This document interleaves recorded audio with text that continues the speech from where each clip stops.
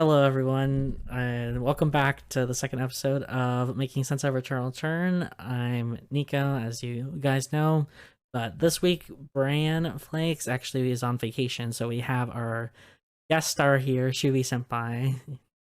Hello, everybody. Thank you for the invite, by the way. Nico, appreciate it. You're no problem. So, we're gonna quickly actually touch base on the patch. Uh, yeah, the patch from we talked about last week, so like the hotfix that happened, and then we'll go right in with the stats that we got. So yeah, I'm kind of just throwing you a bit of a curveball with that. My apologies, That's all right. but yeah, there's actually two hotfixes last week or since our last podcast.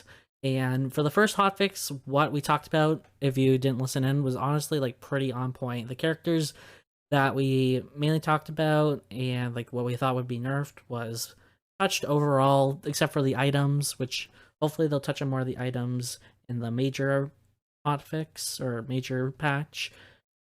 But for now, like all the characters were touched that we talked about, except for Heart was also touched, which honestly it's Heart, so I'm fine with that. But maybe it's just a personal bias against Heart, So yeah, she was also touched. And the next hotfix, they actually did a few more touches, pretty much to the same characters as well, with just like a few exceptions. And those exceptions, honestly, we actually are going to be mentioning, such as William. We'll be talking about him as well. And yeah, that's pretty much just wrapping up from the last hotfix. So we're gonna do what we did last time. Just start off with our stats. So we start off with pick rate.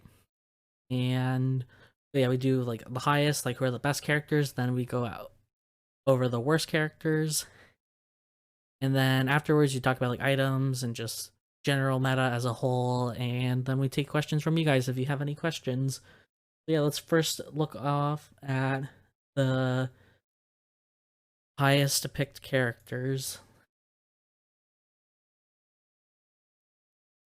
There we go. I'm just loading a game in now. I know this does not recognize normal turn. Sorry. Low game. Gotta love OBS sometimes. Oh yeah. Hey.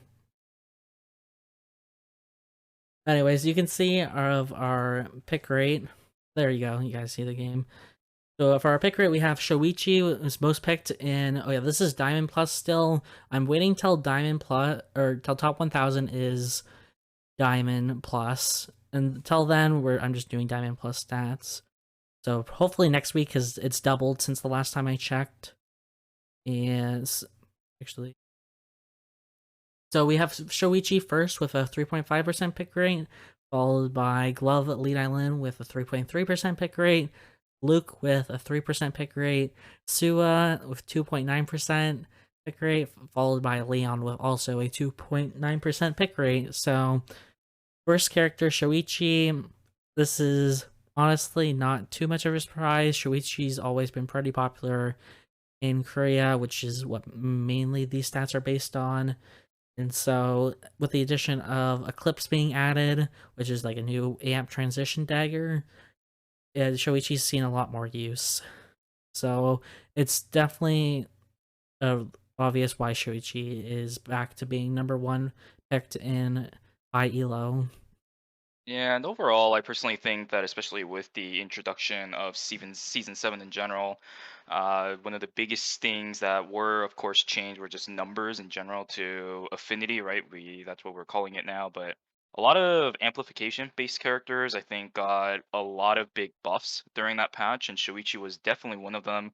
Another thing about Shuichi that I think was changed that really benefits him in regards to playability is the post cast delay being added, removed, whichever one for characters. There's a lot of things that happen in regards to that specific stat when it comes to it, but Shuichi was made a lot more playable, I think, in season 7. It was very apparent, especially with EC Yoon coming back for a little bit. He immediately picked up the character after about a year or so of a hiatus, which is really difficult to do on a character like Shuichi. So very much on the playability side was buffed there too, and of course the damage, as I mentioned before, getting buffed. It helped his character just in multiple ways, which is why I think his pick rate not surprising at all, as you mentioned. Yeah, for sure. I yeah, I think you covered everything I thought with Sochi as well. So let's look at Glove Lead Island now. Glove for we'll just talk about Dylan as a whole. Last season, Nunchuck was definitely the most used weapon overall for Dylan, but this season it's starting off with Glove being quite strong. Now, for me, I've played both, and I can definitely feel the damage difference between Glove versus Nunchuck right now. I'm honestly trying to. I don't exactly remember what they changed with Glove specifically. Do they end up just buffing Glove in general? Like, Well, okay, so a couple of the things that I think really made Glove stand out over Nunchaku personally is the fact that there's two things, right? You did just mention, and I do believe you're correct in that one, Glove getting buffed a little bit with the introduction of season 7, which I think is going to become a very common occurrence in regards to what we talk about here today.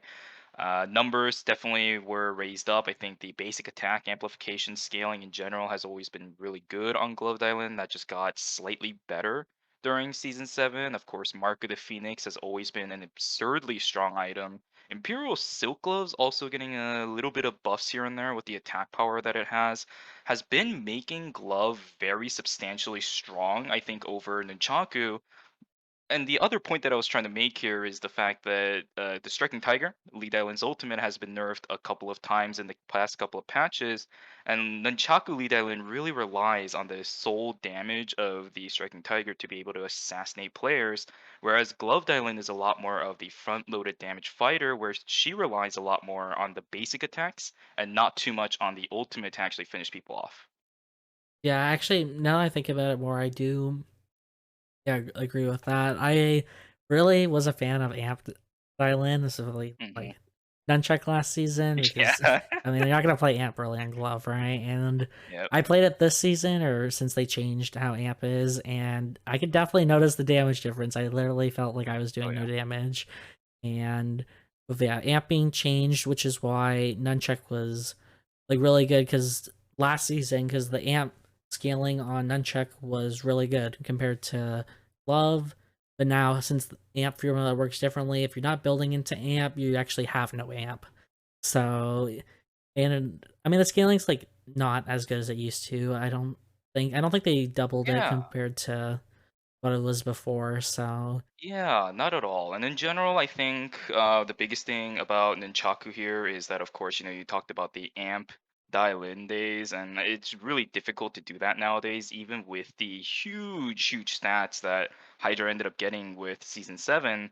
It's just the multiple, I think, nerfs to the base damage as well as the scaling to the Striking Tiger really hurts overall for Nunchaku. I kind of talked about this here and there within the community as well, obviously. With the sheer amount of terrorizing that people felt up against the dial-in the latter portions of season 6, I'm definitely not surprised that people would disagree with me on that one. But as someone who's been playing that gameplay style ever since season 1, it's kind of like the thing that I saw at the end of season 1, where they nerfed the overall crit damage, and then the damage, what is it, the statistics for Nunchaku Lee Dial-In just straight up plummeted because the gameplay style of Dial-In on Nunchaku, you really need to try bursting somebody, and if you don't, then it's really difficult to turn things around. yeah, so yeah, I think that's also with the burst parts again in part with the amp changes. So with nunchuck, even if you didn't build amp, that amp scaling just really helped your ultimate do more damage. But now that you can't do that anymore, like you actually have to build some amp if you want to utilize that amp scaling. It like nunchuck doesn't work like it used to, you know. So if glove, when you never built amp in the first place and you just really relied on your basic attacks, as you said, then you would get most of your damage just from like the autos in between your spells, not the spells themselves. Yeah, Yeah, let's lower defense stats too, right? yeah, Overall. exactly. Yeah. I mean, that would help with, I guess, both ways, but I think it's Mhm. mainly just like the amp changes more so than like basic attack for glove being better. I mean, like they can work in between, but I think I just think the basic amps more being better is more significant than, or no, the skill amp being worse is more significant than the basic attack change Mhm. or the defense change in general. So yeah, let's talk about Luke. So I always think, and everyone also talks about Luke being a more of like a low elo character, as in like he's more popular in gold, so it's or gold or lower. So it's pretty surprising to actually see him have top three most pick rates right now in Diamond Plus and KR. For Luke, nothing honestly stands out with me with Luke getting changed. It'd be really just the basic attack or just like lower defense in general across the board. I guess that would help Luke in general. And we can just see this Luke here, but he's actually going to be demolished by this viewer. But yeah, what are your thoughts with Luke this season? I think it's just accessibility, right? A lot of the items that Luke's really like to go were a lot more kind of the hybrid-esque builds that we saw a lot with the Mallet build, where you just kind of go, I think it was Pond, Hotel, Avenue into Alley. But then a big thing that I think changed for Luke that really makes him a lot more accessible now is the fact that Imperial Crown now has cooldown reduction, which is a stat that Luke didn't really need per se, but now that he has it, it's really good. A lot of Luke players nowadays play very kind of a hit and run style gameplay where you hit your clean sweep, you go in, you land a couple of auto attacks, and you walk away, wait for it to come back up and go back in. And of course, cooldown's really going to help with that. So you're right in regards to the fact that I don't really recognize any huge changes for Luke, but indirect buffs, I think, overall for that character really makes him a lot more viable for the current meta, in which you don't really want to fully initiate onto a fight unless you're guaranteed to win, which Luke can of course do nowadays with his hit and run playstyle. Yeah, exactly. I also was thinking how good Monkey King Bar was. That item's been Yep. nerfed a few times. But now with the fact that attack range can't be found on any item other than your weapon slot, I think Monkey King Bar having, I think it was originally like 0.85 attack range bonus. I think it may have been one at one Yep. A very long point. time ago. So that also I'd say definitely would help Luke as well reach those like just range characters or even just like melee characters in general a bit quicker.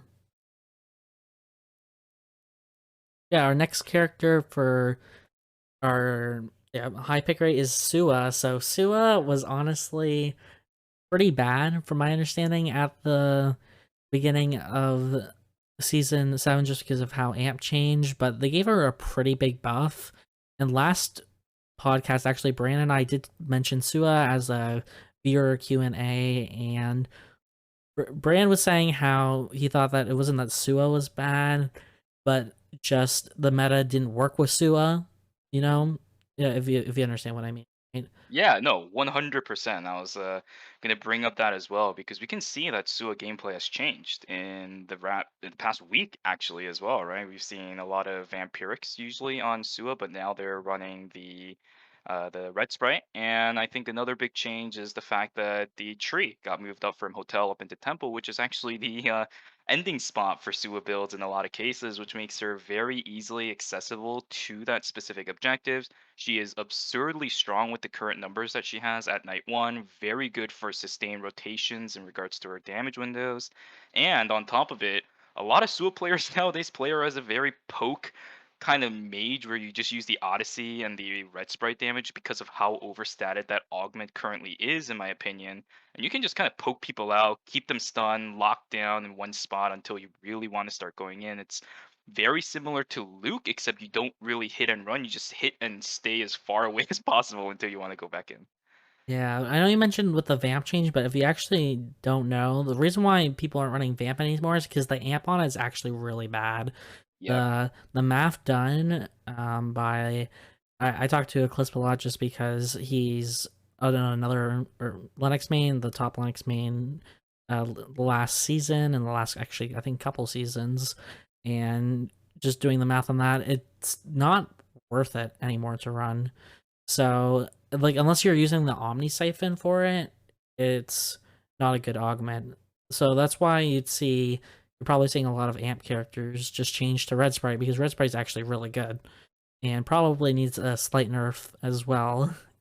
So that's Yeah. why Sua's not running it. That's why you're probably not seeing Vampiric in the meta anymore, unless again it's on a character that was really only running it for the Omni Siphon, such as Rosie, if she's even still running it now. Hmm. Completely agree with you.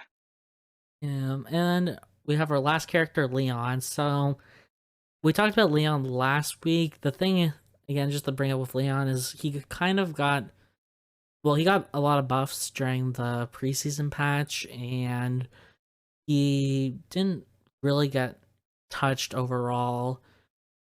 I don't remember seeing him in the hotfix. If it was quite minor. So it's just it's always what I say with Leon. It's the people who play Leon switch between him and Yon. So specifically, I'll have to say Glove Yon now since they've added Tonfa.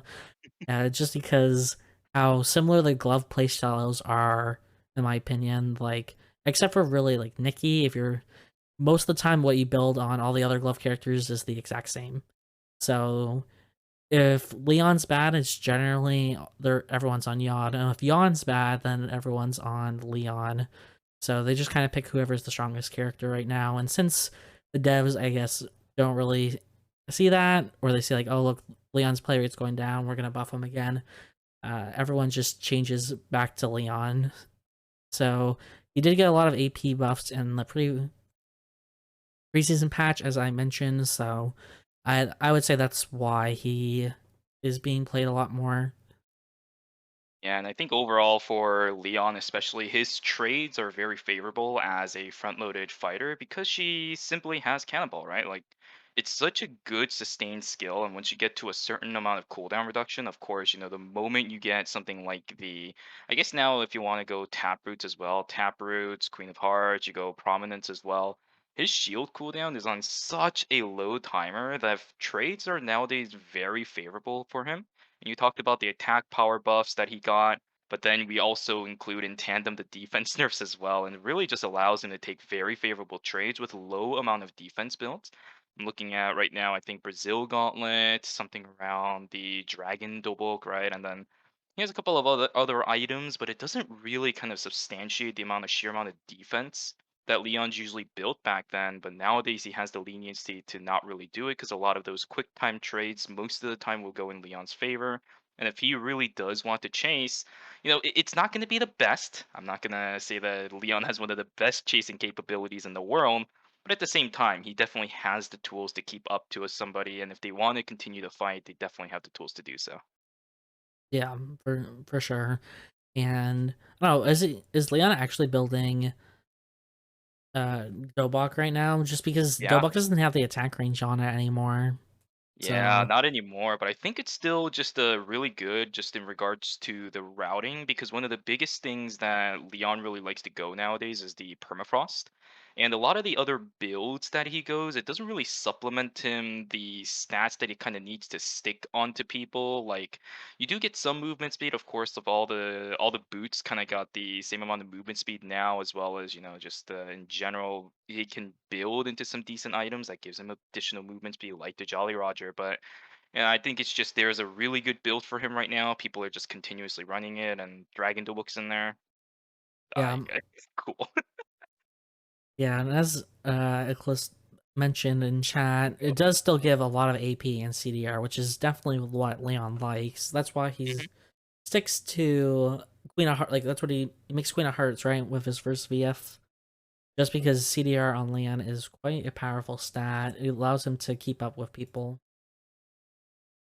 That way, you don't really need the attack power too. You get more from scaling in Leon, anyways. Your damage is supplemented by your passive, and then Cannonball once again gives you very favorable trade opportunities. So it's fine. Yeah, exactly. And so let's look at our highest win rate character. Where how I break down highest or win rate in general is I have like the actual win rate, but I also do what's known as like a normalized version. So This Mhm. normalized version is I just pick characters with at least a 1% pick rate. So just because obviously like you may have only one or two good players on the character if it's a really low pick rate, which can skew the stats a bit. So let's first off look at the actual win rate here. So there we go. So first we have Boney Dean at a 21.3% win rate, followed by Two Handed Sword Fiora with a 20.3% win rate. Then Dual Swords Jackie with a 17.9% win rate.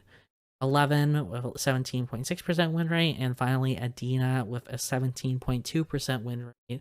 So let's first talk about Nadine. So, well, here we're going to talk about Bo specifically. And I mean, Nadine, you can kind of talk of as a whole, very late game focused character. As you do more damage, the more animals you farm. So the later you are in the game, the stronger you'll get. So oftentimes, especially with Bo Nadine, where you're kind of just passively farming animals, you will just you're avoiding like bad situations. You're not really going for objectives, so you're not put in these situations where you're gonna die early, and as a result, since Nadine has insanely good scaling, you just win if you live to the late game, right? Like, unless you run into someone in the early game who can like kill you quite easily, like Kathy, just like characters that have that like assassin play style or like burst damage, you're not gonna really die. So it makes sense why Nadine has such a high win rate.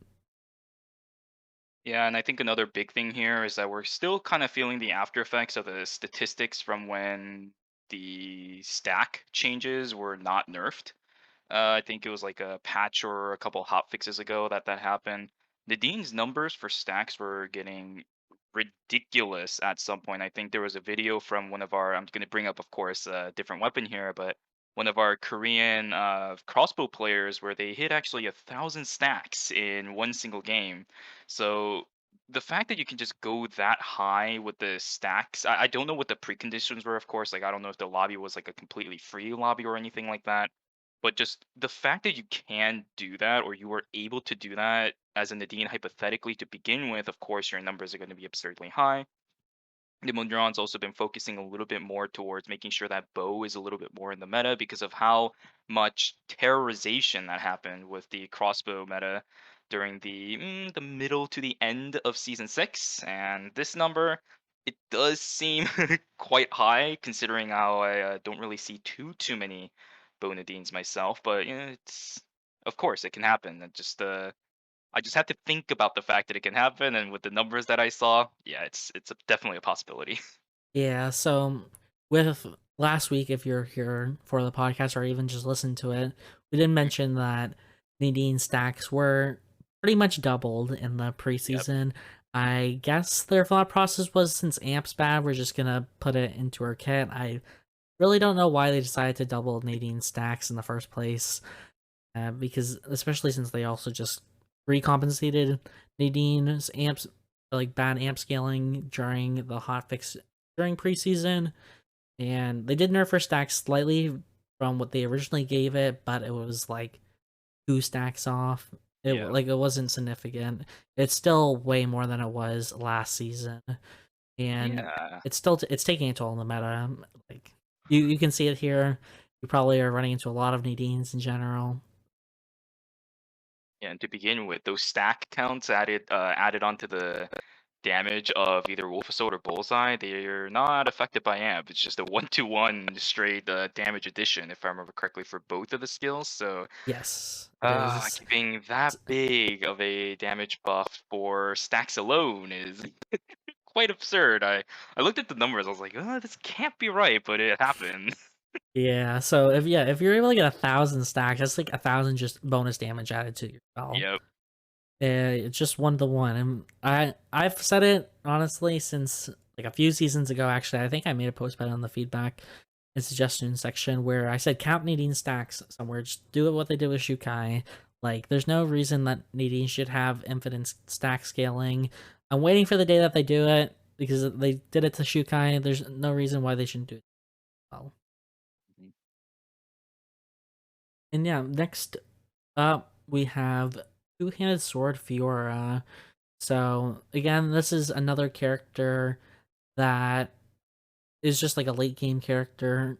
Generally, two-handed sword characters are known quite well for having great scaling on their basic attack, and so just surviving to the late game will give you a lot more damage compared to the early game. And that was just generally two-handed sword Fiora's playstyle for the longest time, and looks like it really hasn't changed because she's up here on our highest win rates. So, and yeah, just with defense being lower across the board, I think that would help as well. But other than that, for two hands specifically, there's I don't think they really changed too much. Hmm. Yeah, I think this is just a KR diff as well in some points because KR is infatuated playing with a two-handed sword on a lot of characters that other international regions might not exactly. Like you take a look at Yugi, you take a look at Jackie, you take a look at Fiora. A lot more people tend to play two-handed sword, whereas in international regions we'd be looking more at the other sub-weapons that those characters might be able to run. And those players in KR who decide to run those two-handed sword Fioras, although they might not make up a huge percent of the Fiora population, if they do, then that's cool. They're pretty good. They Yeah. are very scary to just straight up watch in general. So yeah, this number not surprising to me at all either. Yeah, and I also like to mention as well we have Dane's Leaf still being quite prominent and easier to get with the transfer consoles, which was a thing last season. But I'd also like to add that Penny Pincher has been added this Yes. season.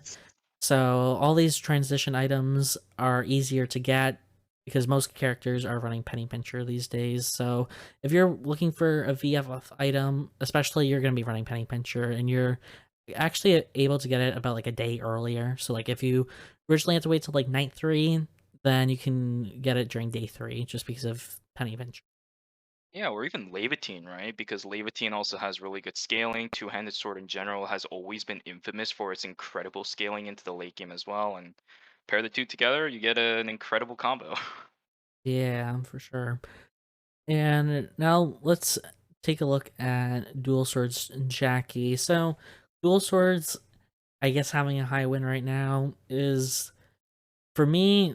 Dual Swords is generally that character that has to scale by like killing a lot of players in order to actually win. So, by her having quite a high win rate, is telling me that Dual Swords Jackie is kind of going on a rampage. that's what I that's what I think when I see her up here. I'm like, oh no, it's not this again, please. We dealt with that in what season 5? Please no. Yeah, and in the end, it's a very scary play style to play up against, right? Just sit in one spot, you will die for the most part, because Jackie will just out heal everything that you did. Yeah, and now I think this is probably actually more helpful for Jackie in general. I know I'm not going to talk about amp play styles with Jackie on Dual Swords because those are non-existent. But the fact that healing factor got changed to not require amp scaling for the shield is pretty big because like sure there's like some characters that would use that like benefit to them. Like you might see a random like crit Emma and just they had like good amp scaling, so they'd actually have like pretty decent shields. But now that's not a thing anymore, so I think that benefits characters like Tools or Jackie even more. Yeah, for sure. Then we have 11. So yeah, we brought out 11 last week. Not a character that I thought really changed too much. The only thing again I will probably like mention over and over again with defense being low across the board and how 11 plays is generally very bursty. As in, if you get taunted once by 11, you're pretty much dead if she has the right items. Very much a stat checker. And you pretty much get taunted into her ultimate, into hammer skill, and if she has enough transition items or just enough damage in general, then you're probably just gonna die from that. Oh So yeah, her base numbers has always been pretty high ever since the olden times after she first came out, and in general, once again, we're going to bring up the defense nerfs here, right? Because 11 just base damage in general really high, and her gameplay style really punishes people who kind of walk into an 11. It's very difficult to kill her outside of that, but you have to make it work somehow. So the damage window that 11 has, very brief, but she can make very good use of it. So not surprised about this one either. Although pretty sure her pick rate isn't as absurd as we're seeing her win rate here. But the people who are very dedicated to the 11 gameplay style, they are the ones that make this character work, which is something that I think we can say for quite a lot of the characters here from the looks of it, right? Because I mentioned it for two-handed sword Fiora, thinking the exact same actually for dual sword. Actually, no, not really for dual sword Jackie, but I'm looking at Dina on the side as well. But yeah, that's a little bit towards the future in just a moment. But yeah, Yeah, it's just, and also again, looking at chat with Eclipse here, just Myth Quiver also is like really good on characters like Jackie, like 11. If you don't know, they changed Myth Quiver to no longer have the attack range on it, but instead it has swift strides along with its base movement speed. So you're actually getting, oh, I think it's 0.16 movement speed just from this item alone, which is pretty insane. Like it's gonna be the fastest non-shoe item in the game. So it allows melee characters or just characters in general to catch up to their opponents. As we can see with like this Felix here who has Myth Quiver on. And let's look at our last character for our actual high win rates being Adina. So Adina was actually one of the characters, or so I've been told, that was not really impacted by the skill amp changes, as in she was still quite strong even after they changed skill amp, unlike most of the skill amp characters, and she still remains strong. She was quite strong at the end of last season as well. So yeah, it's just, and they also gave her some quite nice buffs to her cooldowns. Overall, they're a lot shorter, and she also has cooldown reduction scaling, so this will be even more noticeable, even if she doesn't build CDR. yeah, and in the end, I think for Adina specifically, there were a lot of nerfs that happened. I remember at the beginning of season 7 as well, but and a lot of people actually within the Adina community were pretty frustrated about the changes. But I think overall, the core reason why Adina is very good is still there, right? The Empress with the religious grasp is always really good for a character like Adina, that it can rotate through their skills really, really well. And I've seen some really good Adinas make it almost nigh impossible for almost any melee characters to really be on top of them at all, like ever. And that's where Adina really shines. You can just constantly poke people out. You have really good sustain, of course, with the star conjunct on your E if you really want to go for that as well. It's just good Adina players will make this character count. And I'm going to say that a lot when it comes to some of these stats, but you really have to appreciate some of our Adina players in the ER community. Yeah, Dina right now, like although I'd say like one of the more difficult characters to learn, but once you understand her, what like conjuncts to use and Oh, yeah. what star I don't know, star symbols. I don't actually know all the proper terminology for Dina, to be honest, but What a lot. once you understand how to use them, it's you are a menace. Unfortunately, I'm not one of those players, so I'm not uh, either. Can't I've figure I've out how to play tried. my character.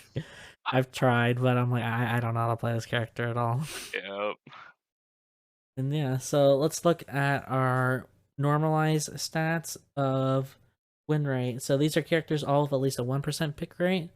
So we have 11 actually with our highest pick or highest win rate with 17.6 as per mentioned. Then we have William with a 17.1% pick or win rate. Then Echion or Echion, I don't know how you want to pronounce his name, with a 16.8% win rate. We have, I forgot to put what symbol or what weapon Yon is because I keep forgetting he has Topha now, but that's Glove Yon with a 15.5% win rate. And then we have Lennox with a 15.2% win rate. So we already covered 11. Makes sense why she's up here. So let's look at William now. So William is just, again, another character that's going to benefit from lower defense. He's a very burst-based character. Ideally, what he wants to do is get you in his center ultimate into smokescreen, so you are slowed as well as you can't see where you're going, and then he just pelts you with his fastballs until you're dead.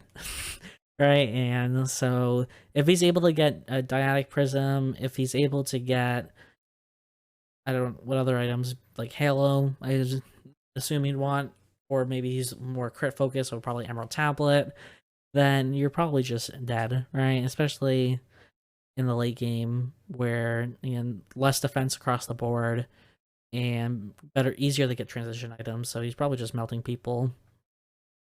Yeah, in general, I just kind of looked at the list earlier when you sent me the graphics for this stuff, and I was just looking at it and I'm like, wow, all of these characters that have a Sorry about that, guys. I thought they fixed this issue, but I guess not. Okay, hello? are we better? Okay, let me just double check. Okay, just say something. Hello. Okay, it sounds fine Oh, cool. from yeah, from my end. There we go. Sorry Apologies. about that, guys. For the technical issues. Uh, but yeah, okay. Oh my gosh, sorry that threw me off. So William, but yeah, with Adrenaline being added, definitely I'd say has helped William, and I think maybe this is just me being a more amp character fan, but I think Adrenaline is just a better version of Vampiric Bloodline, as in like it's easier to. There's more stacks first off, and I mean obviously they're gonna balance based on the stacks, but the fact that you can use adrenaline in against animals when you can't use vampiric, I think is another thing that people underestimate as well. It just makes animal clear time so much better.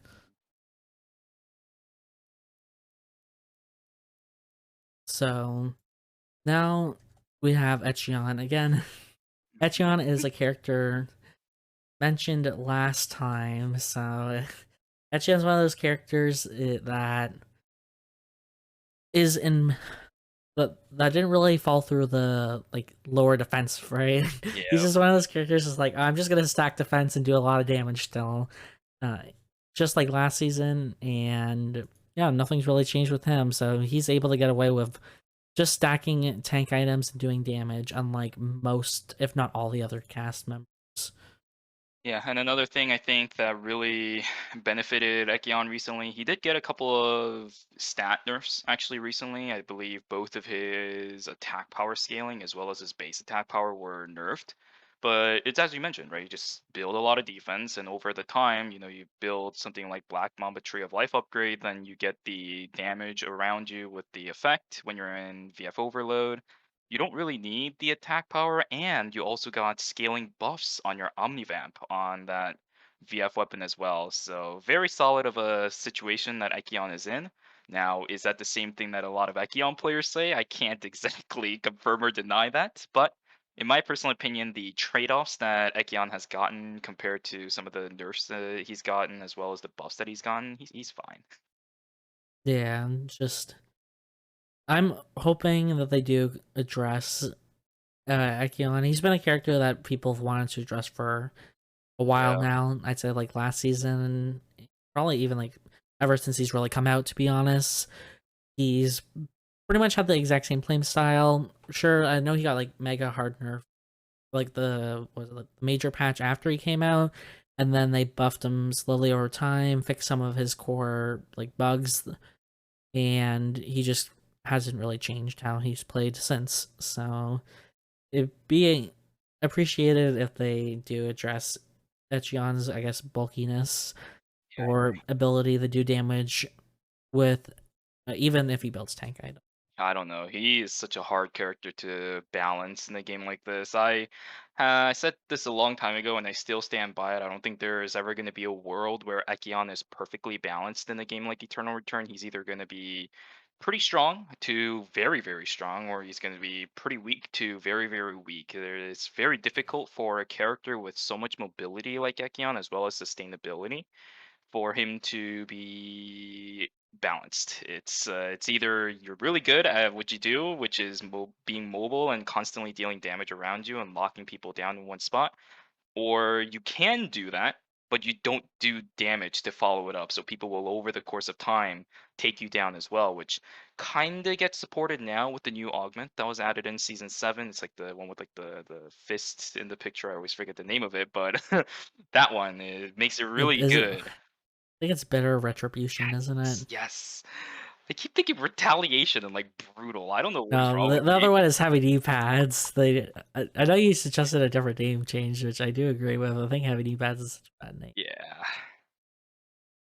But yeah, it's better retribution. I actually didn't realize he used better retribution. Oh, for the healing that you get, if you let the stacks kind of decay out of time, you get, I think, 0.3% of your max HP. So what Echions have been doing a lot, especially around Tree during night one, is they'll just kind of fight it, go into VF Overload, and during the downtime of it, they'll get their health back and just kind of go back and be annoying again, is what they do until the person in question leaves and the Echion can pick up the tree. Yes, Guardian Yeah, of Light and KR. Guardian of Light. Yeah, not having knee-pads. Oh gosh, that's a bad name. And yeah, and then let's look at Glovion. We're not Topha. I forgot that Yon had a second weapon while making this.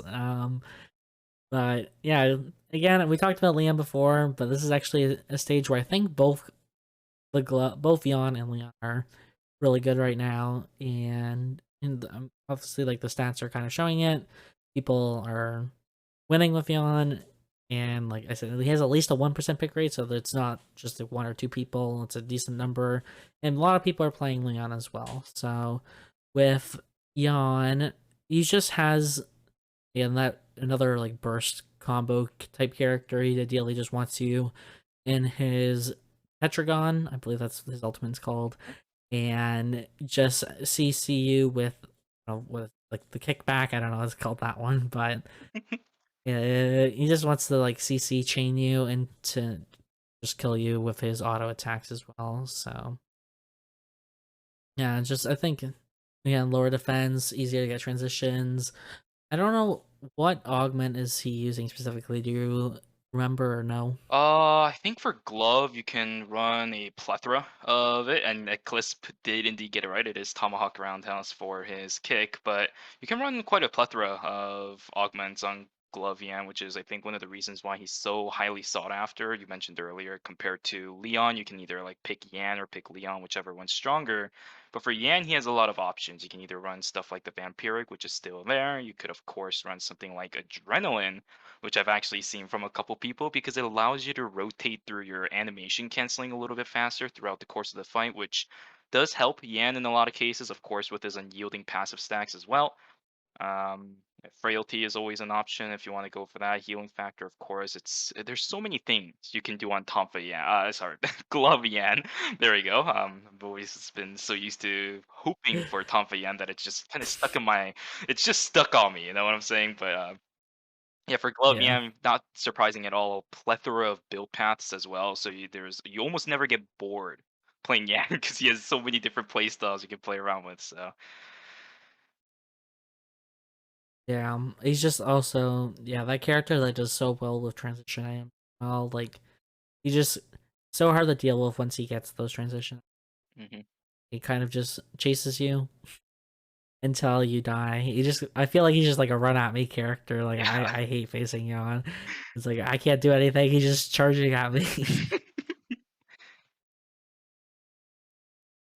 Yeah, and then last for our high win rate characters is Lennox. So I actually have like a decent insight into this.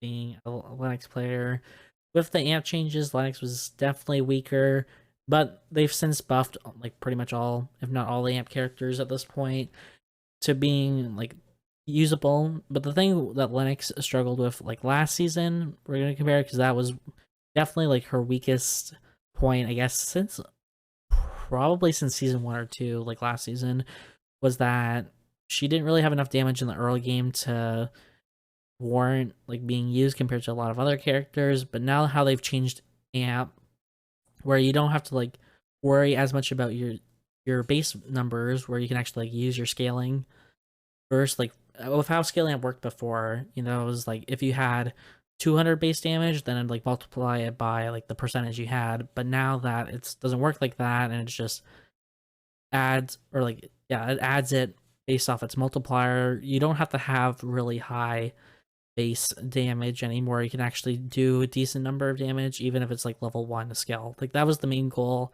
and I think it worked out for most of the characters. And Lennox was not an exception to that, and is really strong early game as a result, and is easy once she gets Temple Tree, because there's actually a new Lennox route for Temple Tree that's really good on her. She's able to just kind of kill like anyone that comes to that tree and just scale from that point. That's why she is up here in this win rate. So I it's agree. probably best if they like nerf her base value and give her better scaling, maybe. Even because the main reason why she's doing so well is because her early game is so dominant. Yep, and Sentinel worked on her as well, so a lot of shields coming in from both her passive as well as the Sentinel shield. So that was a bit difficult, at least for me to deal with. So, yep. Okay, I'm gonna say this though, maybe you won't believe it, but Sentinel Lennox was actually not that good It as people wasn't, thought it I was. know, but it was kind of annoying playing into it, just because I remember It, Salty Taco was playing it quite often, and he kept wrecking me. It sucked. it's not as good as people were making Yeah. it out to be. Definitely, probably you're gonna do frailty, and if you're not doing frailty, it's you're probably doing red sprite as Care. I think still on vampiric for Linux, even though vampiric is mathematically not better than frailty at this point. But Mhm. I don't know if KR's not checking the math or that they just are on copium about vampiric still. um, but yeah, so you might be doing vampiric as well. Hey, the placebo effect worked. Okay, that's all that matters. The placebo, yeah, Sentinel being good. They even nerfed it. I'm assuming just Yeah. because of Lennox. Because who else was running Sentinel in solos other than Lennox? But Um, I don't know. They nerfed it for I guess Lennox using it, even though it wasn't that good anyway. it's really weird But because the toolkit for Sentinel says single target skills, but like everything on Linux is multi-target, and it's still procted. I'm still super confused about that. yeah, it has to be a No, mistranslation. it's Like, not. Actually, it's the exact same wording in Korean as well. oh really? Yeah, I It's checked just that. it's a yeah. I think, or maybe they don't understand what a single target skill means. I don't know. That would be the only thing then if it's not a translation issue, because like that's no Lex doesn't have any single target Well, other than like your Rack with bleed off Bib, ultimate. I guess yeah, right? whips. Can I even proc off? Actually, no, it can proc off weapon skills now, right? Didn't they change weapon skills to be spells? I have no clue. So if it counts off weapon skills, then yeah. But just sort of just spells in general, all multi hit Mhm. except the bleed from ultimate, which is obviously single target. So but yeah, that was just I guess an inability to write. So because they don't know what a single target spell is. Yeah, it's just there's spells that can multi hit people, but if it only hits one target, then it procs. That's what it should be written as. Yeah. And not very simplified, but I mean that's how it works. So let's look at our next up is our average kills. So let me pull up that. So our these are the actual stats for our highest kills. So we first, I forgot to put the Fiora ones, but if you don't know me, I only use Musketeer Fiora on Rapier. So if you see a Musketeer Fiora on the skin, if we're talking about Rapier. So yeah, we have Rapier Fiora with a 1.1 average kills, followed by Barbara with 1.86 average kills. Then we have that's actually two-handed sword Fiora with 1.73 average kills, then Felix with 1.68 average kills, and last but not least is Laura with 1.59 average kills. So Rapier Fiora being back with really with high average kills is a little surprising, but I guess the buffs that she got have been doing really good for her since like during the preseason, she was definitely on the weaker end because of being an amp character. Like Rapier plays an amp style spear and two-handed sword play with crit. So just with amp being hit in general, it hurt Rapier Fiora, they gave her a bunch of amp scaling buffs, and that has helped her quite a bit. And she's actually, in combination with Red Sprite, which I know that's what they've been using, has helped her do really well. And I guess the players who play Rapier Fiora are able to utilize that as well. Yeah, I hate dealing with the red spread. It's probably the main reason why a lot of these characters, I mean, we talked about it with Sua as well, right? These melee characters where you just poke for a living. You can do that with Fiora's Q as well.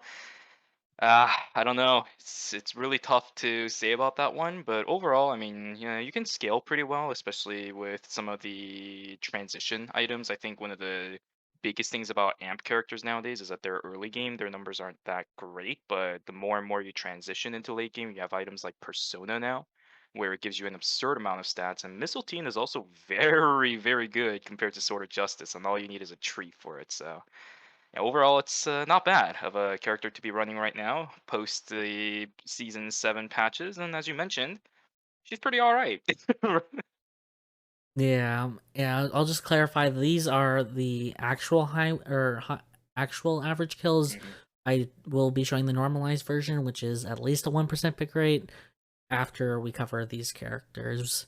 So just to keep that in mind, that Rapier Fiora does not have that high of a pick rate, so it's mainly just the character or the players that use her, Yep. such as I guess someone you guys may know from the channel or who's like greatest before 40. He's a really good Chinese Fiora player, actually maybe Taiwanese Chinese player or Taiwanese player who is really good with Fiora, and I yeah. So you may have seen some of his games playing Rapier Fiora. Yeah, let's move on to Barbara. So Barbara is also not a popular character, but she's been, I guess, killing a lot of people for just another burst character. I think a lot of these characters have in common is this like burst. Like if you just look at the top 5 here, they just play with like a burst combo. We know with Barbara using amplification drone, using the RW and just W spamming until you're dead. And even like with Rapier Fury with her ultimate doing a lot of damage as long as you hit all 3 R's. And yeah, it's able to finish up people or like kill a lot of people as almost a 2 average kills per game, which is kind of insane to be honest. But that I think shows how low the defense is right now and how easy it is for characters to rack up kills. Yeah, I don't know. I don't know really have much to say for Barbara. I haven't seen too many of them around nowadays, especially in North America. Our resident Barbara players haven't really been playing her as much, but I mean, I've seen the potential on this character, and with the way that AMP has been nowadays, I wouldn't be surprised about it at all. Yeah, and of course, most of, as already mentioned, most of the AMP characters have been buffed when they were like really weak during preseason, so it does reflect, as we can see, as 3 out of the 5 characters in those average kill are actually AMP characters. So yeah, so don't think AMP is weak anymore if you were thinking that for some reason. Yeah, it's the transitions that really make those characters really good. Yeah, it's just the transitions with Persona being added. I think that was the main thing with AMP. Yep. There's just Persona being added, and I guess Iron Maidens is another thing that Yes. is really good right now. That's what AMP characters are using. Yeah, the whole Glacial item shoes are simulator. glacial shoes are just dead, but we have the Iron Maidens. So AMP, and also just Cabana being really strong as well, having 90 skill amp on it, which is the most skill amp out of any item right now. So let's look at. We already talked about two-handed sword Fiora, so we're gonna just move on to Felix. So Felix, as you guys may have seen if you've been watching the stream or like the video version of this podcast, is just has so much burst in them. Like if you're close enough that Felix can just like get in, which especially if he has Mithril Quiver, it's so much easier for him to chase you. You probably are just kind of dead. He may seem like squishy, but he's one of those characters that still sometimes like uses diamond shards, sometimes they use adrenaline, either or. So you either have like enough defense that you don't need to worry about like being super squishy, or you just kind of burst someone because you have adrenaline, so your attack speed and basic attack amp is a lot higher. Yeah, very So similar into dual sword Yuki in that regards, right? You have a lot of good things, but the thing that also goes in favor for Felix is Blazing Lance. That thing is scary. The moment a Felix has it, their damage just ramps up so fast. And you can of course get Blazing Lance very early on because it is a tree item, but a lot of times Felixes will call the item in, or at least go for it night two when they're a bit more comfortable fighting, and they have access to Shadow Stamp to easily proc the Diamond Shard if they are running something like that. So very potent. It's exactly as you mentioned as well. He looks very squishy, but he will kill you before you think you can actually get to him, and that's what really kind of makes Felix very, very scary to fight up against right now. His auto attack speed is absurd at the moment as well with the current builds that he has. Pretty scary character.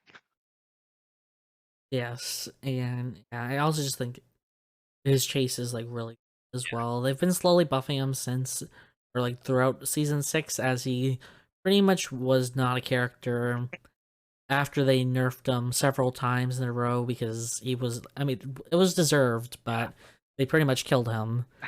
And they've been slowly buffing him throughout season 6, and just with new augments being added, new TTK, or like lower TTK, it is new.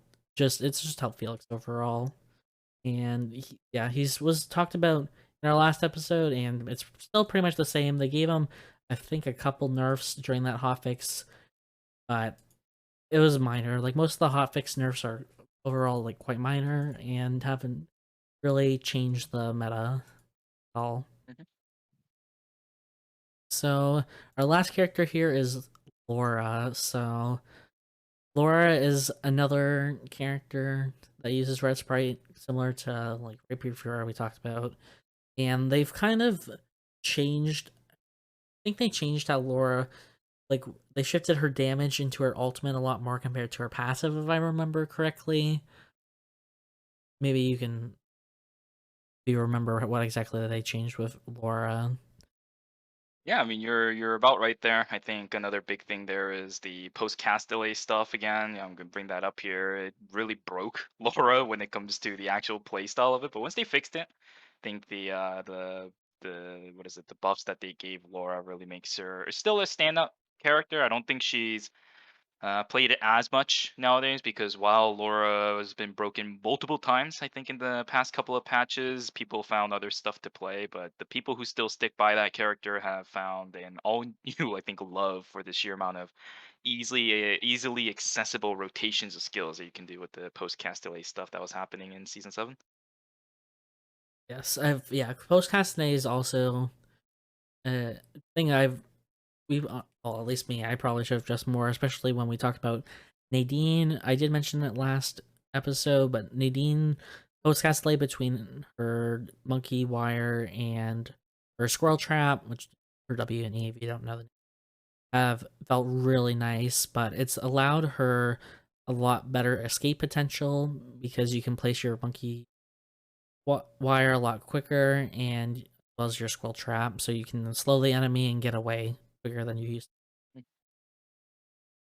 But yeah, I just mentioned Nadine because she's on the stream now, and I forgot to mention it last time. But yeah, let's look at our normalized average kills now. So these are characters with a at least 1% pick rate. So we still have Felix here as our top character at for average kills with a 1.68 kills, followed by Laura with 1.59. Then we have Shuriken Sahir with 1.57, Adriana with 1.53, and we have Glove Yon with 1.49. So we've just talked about average kills with Felix and Laura, so we're going to talk about Shuriken Sahir. So a lot of the Shuriken characters have been really strong right now. That was a pretty big topic last podcast Mhm. episode, which they did actually nerf a bunch of Shuriken since then. So that's why they're probably not as high up because of those changes. Yeah, but Sahir's been fine. I guess he's was one of the Shuriken characters not as badly impacted by it. Not that they were like severely nerfed. It's we still see a lot of Shuriken Zacellas, but just not top 5 right now for any stats that I believe. But yeah, just with Shurikens here, another character with lots of burst. So he's able, if you get too close to him as like a melee character, you're gonna get tornadoed into his ultimate and Caltrops, and you're probably just dead from that, to be honest. Yeah, he's really fun to play. The thing about him, though, I think, is Death Room Diff. Hike's just way too strong. Yes. It's not. I've been an avid kind of like an avid person kind of fighting against the idea behind hacks.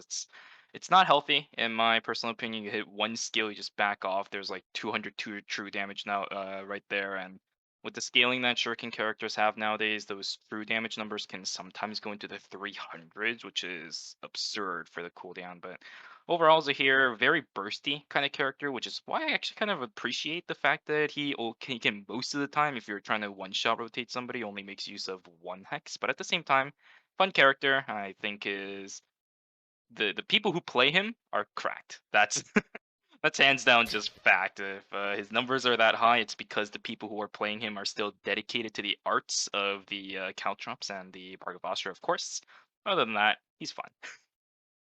Yeah, just I will admit, out of all the characters in the game, Sahir is one of those characters that definitely requires a lot of skill to play because he has a lot of like his whole kit's just skill shots. So if you're able to do quite well on him, you're landing your skill shots quite accurately. Unlike I will admit, some of the characters like ARI that aren't as skill What expressive do out you there. mean?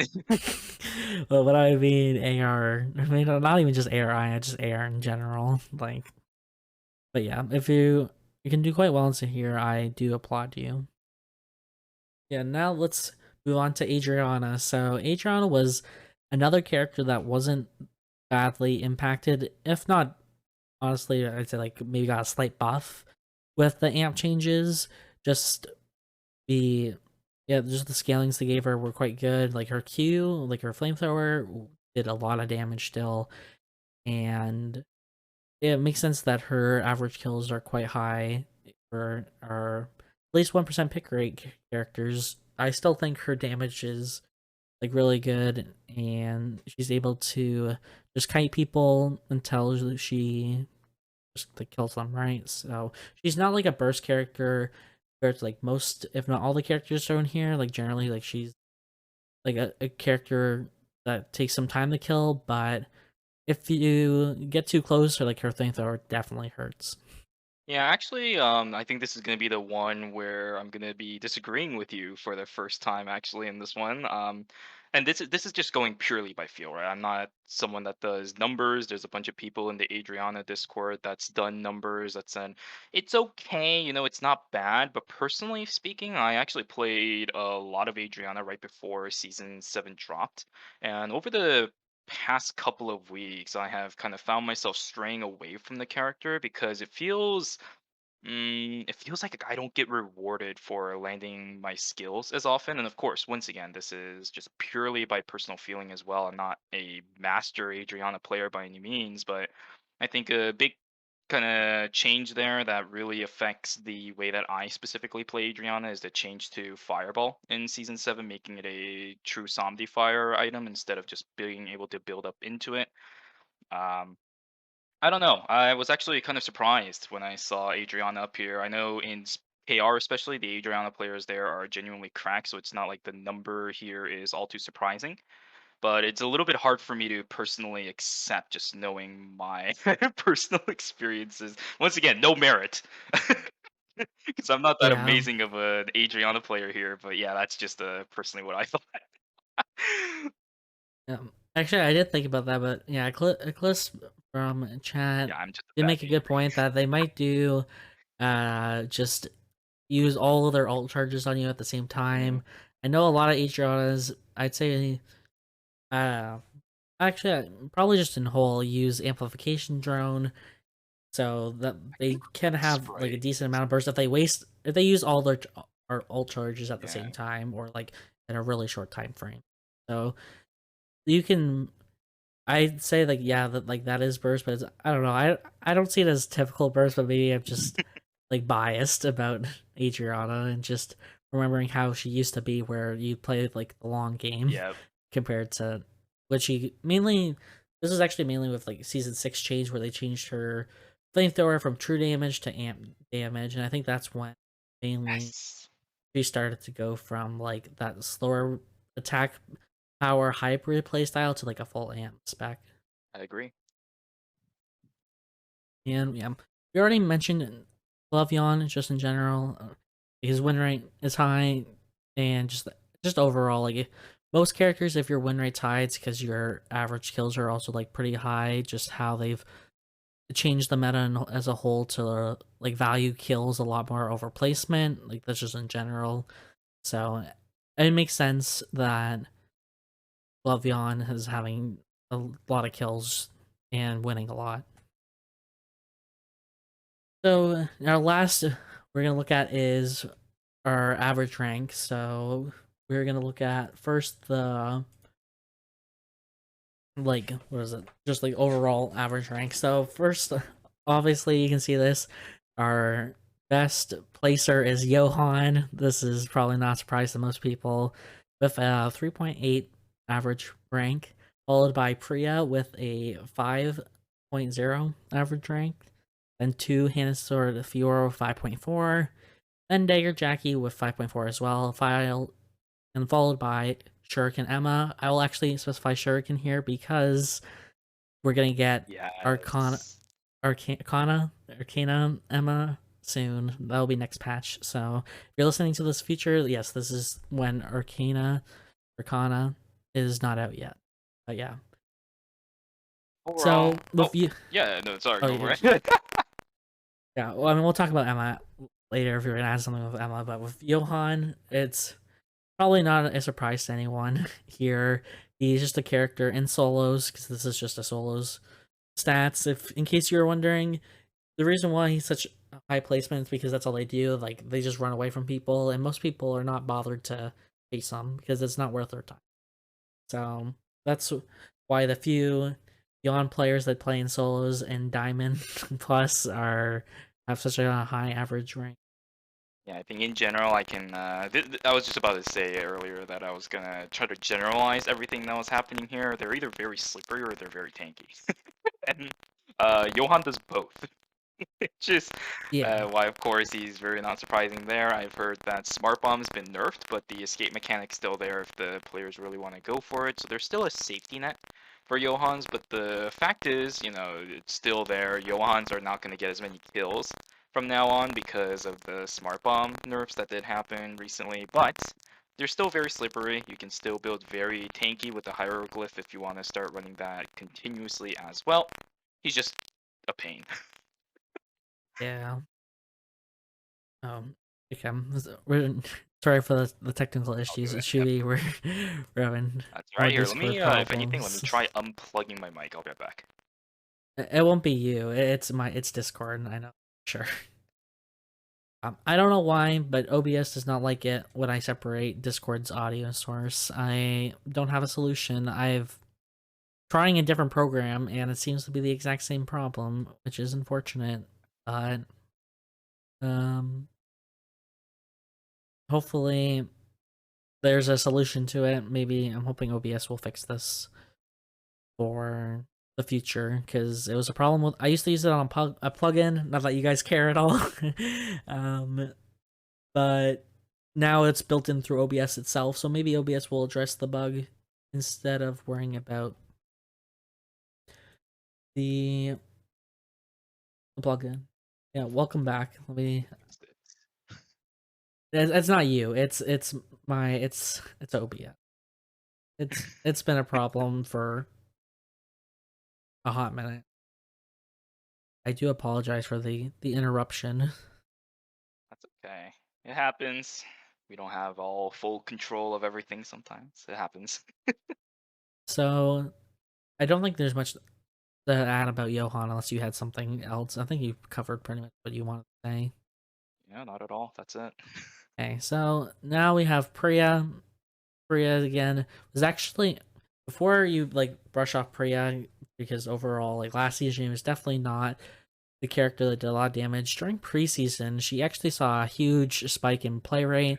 Her damage went through the roof just because of the buffs they gave her. They gave her a lot of buffs during preseason, I guess, because they were like, oh yeah, she's an amp character. She's going to get hurt a lot by this.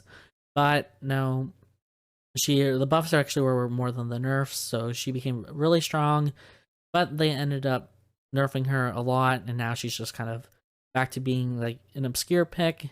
But she still has that kit where she's able to get away from people between her. I have no idea what her E is called at all, but between the root from that, if you the pizza cutter, that's what I think of it. Um, and yeah, just I think yeah, her ultimate. She's a funny character to go up against. I can definitely say that at the least. She has a lot of ways to get away from people, and as you mentioned, her damage was pretty good. So her average rank is not bad. It's definitely a bit higher than I would have imagined, but once again, going back to personal experiences, she's very slippery, so it's understandable why it might be up there. And she has a lot of safety nets that she can go back to, and a lot of zone control, which helps her do what I just mentioned, all the more so. So not bad. Uh, yeah, and then 2H for we've talked about 2H for a lot. She's brought up a lot here. Even though she's brought up a lot, I will just note that her pick rate is not that high at all. It's really just like a few dedicated to and sort of fewer players who are doing really well with her across the board.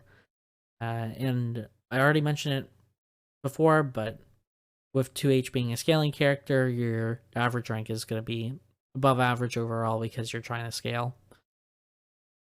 But yeah, now we have Dagger Jackie. But probably it's not a surprise to anyone about Dagger Jackie. She just most people who play Dagger Jackie are playing her to get a high average rank. Like that's the point of people playing her. Like overall, sure you can say there's like a few people, at least in KR anyway. I'll just also specify not across like all the regions, especially in KR. That mainly the Dagger Jackie players are playing her to rat and run away from fights. So and just like Jackie's kit overall has been like really good for that. And with Dagger, you have Dagger skills, so you're able to sneak out of a fight if someone doesn't have a camera, which is I guess that's the only caveat, but that often happens.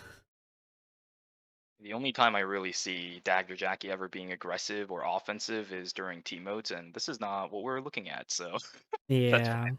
Yeah. So and then last but not least was Shuriken Emma. Emma, another character that I'll say generally has like an above average win rate, and just her kit in general is, as Shuvi has said, a lot of the time is very slippery. She has a lot in her kit to get away from you if she doesn't want to fight you between her hat. I don't actually, and don't don't ask me about the names of stuff overall, but her Sorry, it's just me. yeah, I feel no. like I'm putting you on the spot here.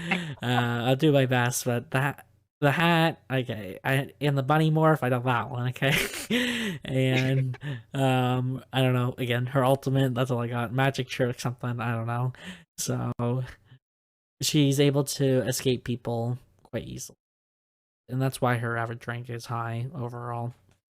Yep, you covered everything perfectly. It's another person that really likes using Red Sprite. And then, of course, nobody really likes fighting her ever because when she's good. Yeah, And and she's just good right now. yeah, and plus also just I will mention with average rank, Death Room is really strong, and Death Room has a slow on it that lasts for 4 seconds. So it gives her a lot of time to get away as well. Just that slow, you're not going to be able to catch her. Yeah, and that's on top of the dub dealer slow that you get on top of it as well if you manage to land that. She is a force to be reckoned with nowadays, and it's really easy for her to pick up Death Rune because once again we're gonna go through Penny Pincher, and she really likes using Thorn Shackles as well, or Thorn Brambles. Sorry, I think it's what it's called, but yeah, she is not fun to play up against nowadays, and it still stands as almost any character across the board. Even if you're range, you will just get blown up, or if you're a melee character, you'll get infinitely kited. Yeah. And last of our top characters is our actualized ranking stats. So we have Emma, we've already just talked about with 5.7 average rank, followed by Axe Jackie with a 6.1 average rank, then Uh-huh. followed by two-handed sword Jackie with 6.6 average rank, then Daniel with a 6.7 average rank, and Alex with a 6.7 average rank. So we talked about Dagger Jackie, but I'll just mention the other two Jackie weapons here, Axe and Two-Handed Sword. It's just Jackie's kit in general, with being able to get away from people with between her W movement speed, I ignore the names, and her jump on her E. She's able to escape from a lot of fights if she doesn't like want to. But again, that means she doesn't have the tools to like fight you back if she does. Well, I say that, but overall, it's like she doesn't have as many tools to fight you if she uses those spells to escape. But yeah, it allows her to get high average rank overall. In general, these two weapon styles also really kind of when you do run these two, you kind of go for a little bit of a tankier frontline fighter stat. Whereas, of course, for dagger, you're going for a little bit more of that straight up tank. This is a bit more of the fighter side. So, it's not surprising to see them where, we saw the not average, not actualized ones. But this time around here, it's not bad. You can see why this happens when they do have a at least 1% pick rate. It's understandable. And then we have Daniel. Daniel is another character whose kit allows him to get away from fights if he doesn't want to fight. Just between his Q, the slow on it, if you hit center Q, and he's also a dagger character, so he has dagger skill as well as also having a dash in his kit. So a lot of tools to get away from people if he doesn't want to fight. Yeah, we can say the same thing for Alex too if you want to. Yeah, you You can could also basically say exactly the same thing. You for and put it on yeah, Alex. It's like, yep, you got that right. pretty much just all the characters and this yeah the screeners just have kits to get away from people if they don't want to fight you. So yeah, and I'll just mention with Alex slightly is that he is a character that does a lot, or like he's generally crafting a lot of weapons because he needs all those weapons for to play him optimally. And so generally you're not going to find him at like night one objectives or even really day two objectives just because he is crafting weapons. So he's not putting himself at risk for dying early. So that's why his average rank would also be higher as well. Mhm. And now let's move on to our bad characters, I guess is what you want to say. So let's start off with these are the low pick rates. These are the act or no, these are normalized. What I mean by normalized for this one is that I did not consider characters who have better weapon types. So an example would be maybe spear shoot guy's not being played a lot now, but dagger shoot guy's being played a lot, so it's not really a low pick rate. It's more of there's a better weapon option for him. That's why no one's playing him. So these are characters that have like that are actually like lowest pick, excluding if you included all the weapons they have. So first up is Priya, who apparently has a 0% pick rate, which I don't know how, considering we had her on the high average ranks. So I guess it's basically negligible. I guess maybe someone had like one game, if not two games on her. Then we have Johan with a 0.1% pick rate, followed by Carla with a 0.2% pick rate. Mai also has a 0.2% pick rate, and then our last and honestly newest character having a 0.3% pick rate.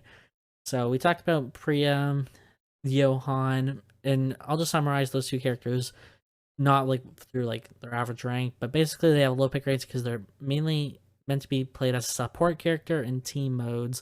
That's why the devs design their kits in general, and that's why they aren't good in a solo setting, just because they're supposed to support people, right? They're not supposed to be the damage dealers or have damage in the kit. Yep, you can say that. Pretty much, I think for I think the next couple of characters as well. Although of course it's not to the specific extremes of those two. Um, I think with a lot of the changes that came in season seven, we've heard that Mai hasn't really been the greatest. Carla hasn't exactly been the greatest, although I think that may change with the most recent hotfix that we actually had for Carla, changing one of her scaling stats. And for Martina, she's new. It's fine if her pick rate is low. There's a lot of controversy about Martina, and I have my very own opinions of it as well. If you want to hear it, I'll talk about it another time because it's very extended, and I think we're a little bit behind if I'm looking at it correctly as well. So, Martina having a low pick rate, it's fine. A lot of people like her, a lot of people dislike her as well. It's what happens. It's a new character. People need time to figure her out. Yeah. So we'll touch on Martina, I guess, after we touch on Carla and Mai first. You did talk a you gave like an overall summary for those characters, but just wanted to expand it a little bit just for people who don't read the hotfix or don't remember the hotfix. So with Carla, Carla got changed to no longer have Armor Pen as one of her scaling stats, but instead has Skill Amp, and it's possible that now she'll be better because of this change. We'll just kind of have to see. I think she also got buffed in like both hotfixes. Normally, there's only one hotfix between like Uh, Monday and uh, now, but there's real actually quick, it's basic attack amplification to skill amp. oh They nerfed the armor pen substantially, but it's still there. okay sorry yes okay Mhm. my mistake there. So ignore what I said. It's just the basic attack that was removed for spelling app, not the armor pen. So I was like, yeah, when I said it, I was like, this doesn't really make sense because amp characters would like the armor pen. So yeah, that would make a lot more sense. Yeah, basically it just changed her damage from her harpoons to just salvaging. That's basically all it did. But it's been the playstyle for for Carla a while now.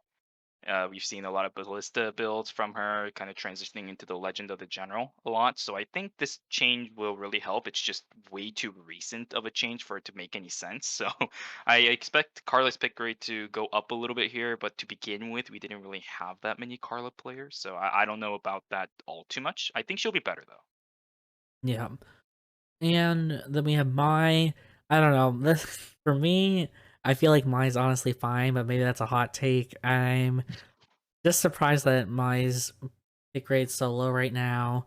I don't know, maybe it's just because she honestly I find her really boring to like fight. I don't know. I feel like if you play her, she's probably quite boring as well. Maybe again, these are basically some hot takes I'm coming up with, but with between transition items being easier to get, with Mai having her special chess pieces, I will say that her chess pieces, like specific ones, did get some nerfs, specifically related to defense overall. But that's again across the board. Defense got nerfed, so not just unique to her unique chess pieces.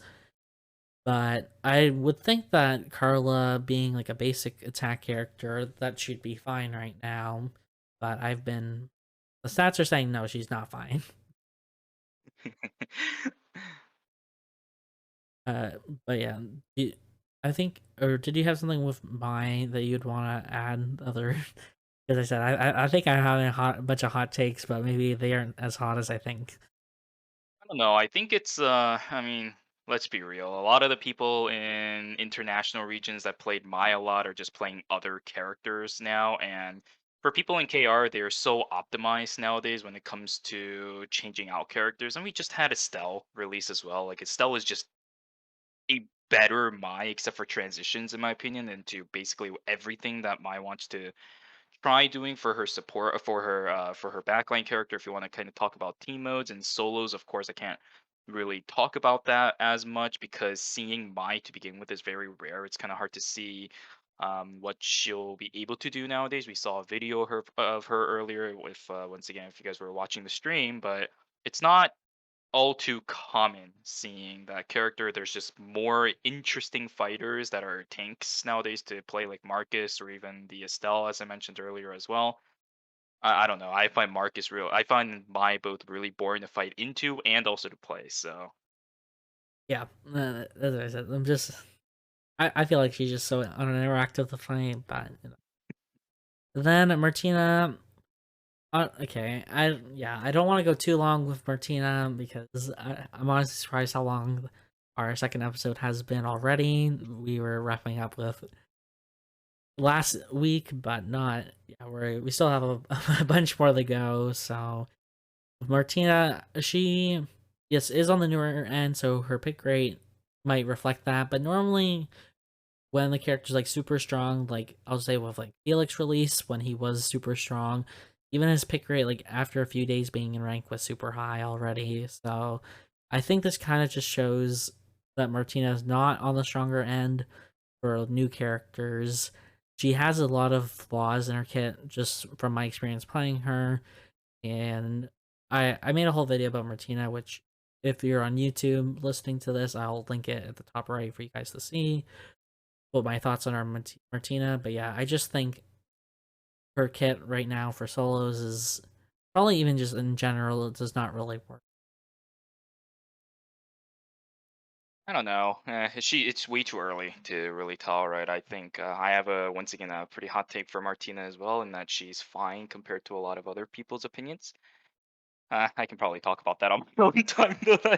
There's a lot of things that I really want to talk about Martina, and I need to like bring up diagrams and everything, and I don't want to take the time here to do that. So, Yeah, if you have like I don't know a 30-second summary, like feel free to like a minute summary, okay, like a short summary. so yeah, so pretty much like her power progression is very different. That's what I've been pretty much telling everybody. And she has safety nets to get to her power spike, which is just literally a vertical jump compared to everybody just kind of like diagonally getting stronger over the course of the game. It's just the heavy D pads really make her viable, in my opinion, and that allows her to get to the broadcasting form. But if until then, of course, she's turbo weak. It's it's supposed to be how she's played. So I think she's fine because she has that mark where she gets absurdly strong towards the late game when you reach that objective. Yeah, I don't know. From yeah, I know you said that your take is a hot take or opinionated. For me, the few games I played her, the thing I found struggled with is that for her to get like to her like stronger state, you kind of have to play against people who are not thinking about Martina's kit. And I feel like if people were more aware of how she was played, they wouldn't play how they are against Yep. Martina right now. Instead of like, oh, I'm by the meteorite and there's Martina trying to take a snapshot, I should just dash away because her ult's on like a 45-second cooldown, so she can't do it again. It would definitely nerf Martina a lot more. That's why, as a close side, it's Martima, just because you kind of need a team to help you get your Yeah. passive up. You need some agents in the game, in my opinion. But yeah, these are just some like quick thoughts on Martina. Again, if you want to know my thorough thoughts on Martina, you can check out that YouTube video. Please after this video though, so you. But yeah, let's move on to our actual pick rate. So these are considering all weapon types. I don't know why Marcus. If Marcus is on. Oh, this one might be the wrong one. Might be. Give me a quick second. Yeah, Is this last week's? this is last week's stats. I'm like, wait a minute, why is Marcus here? Uh, pick rate slow. Okay, there we go. So there we go. Not last week's. So we have Priya again. Then Johan, or yeah, Priya was 0% pick rate, followed by Johan with a 0.1% pick rate. Then Drosicella with a 0.1% pick rate, followed by AR Aya or Assault Rifle Aya with a 0.1% pick rate. Then Spear Shukai with a 0.1% pick rate. So we already covered Johan and Priya, so let's look at Throsicella again. These are the actual pick rate stats, and Throsicella is just down here because Shuriken Cicella is just so dominant right now.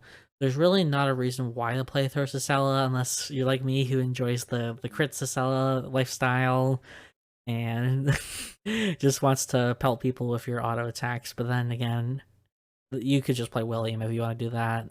So that's why in my opinion, just her Throws pick rate's just so low. Just there's no reason to play her.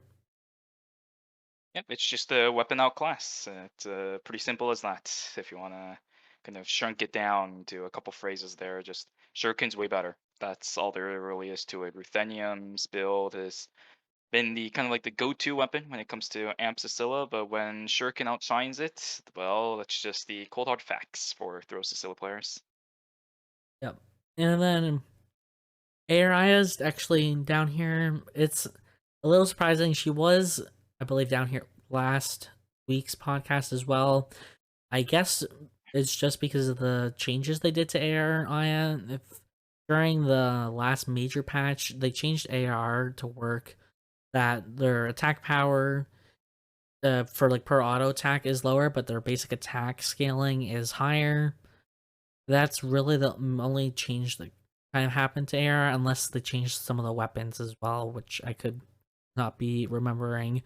Yeah, I think it's also in part like the fact that people who are playing AR are playing AR ISIL more than AR Yep. IA as well. Those would be my, and mainly it's probably more the latter reason than the former, but I'd say that's probably a contributing factor. Yeah, I was actually gonna say 2 points in regards to why I think assault rifle Aya is this low compared to like other things here. Pistol Aya is just absurdly strong right now because she can proc Red Sprite just so easily. So I think people are playing more Pistol Aya here. I don't know about Sniper Rifle specifically per se. I'm actually surprised it's not down here for that as well. But of course, once again, I guess it's a Red Sprite diff in this case. And as you mentioned, my second point was going to be that AR ISOL is just way better because he also has Defense Shred built into his kit, which Aya does not. The only advantage that I think Aya has is a very easy proc onto Diamond Shard, which is not something you want to be running on Assault Rifle nowadays. You'd rather run the Adrenaline or the Frenzy, so cool. Yeah, I don't know. I think AR ISIL could proc a Diamond Shard quite easily with his. Well, if he just places the ultimate in front of Yeah. someone, I think for me the only difference would be that ARI has her shield, her passive, Mhm. right? Where you get about like a 200 to 250 HP shield. It's something, it scales, so it's like around that range. I believe it scales. Right? Nerfed, I think, though. So, but other than that, you just air has, yeah, as you already mentioned. So, defense shred and kit, and I'd say like better escape even as well. If you don't have a camera against ISIL, you're not gonna be able to find them if he uses camouflage to get out, which is key if you don't know.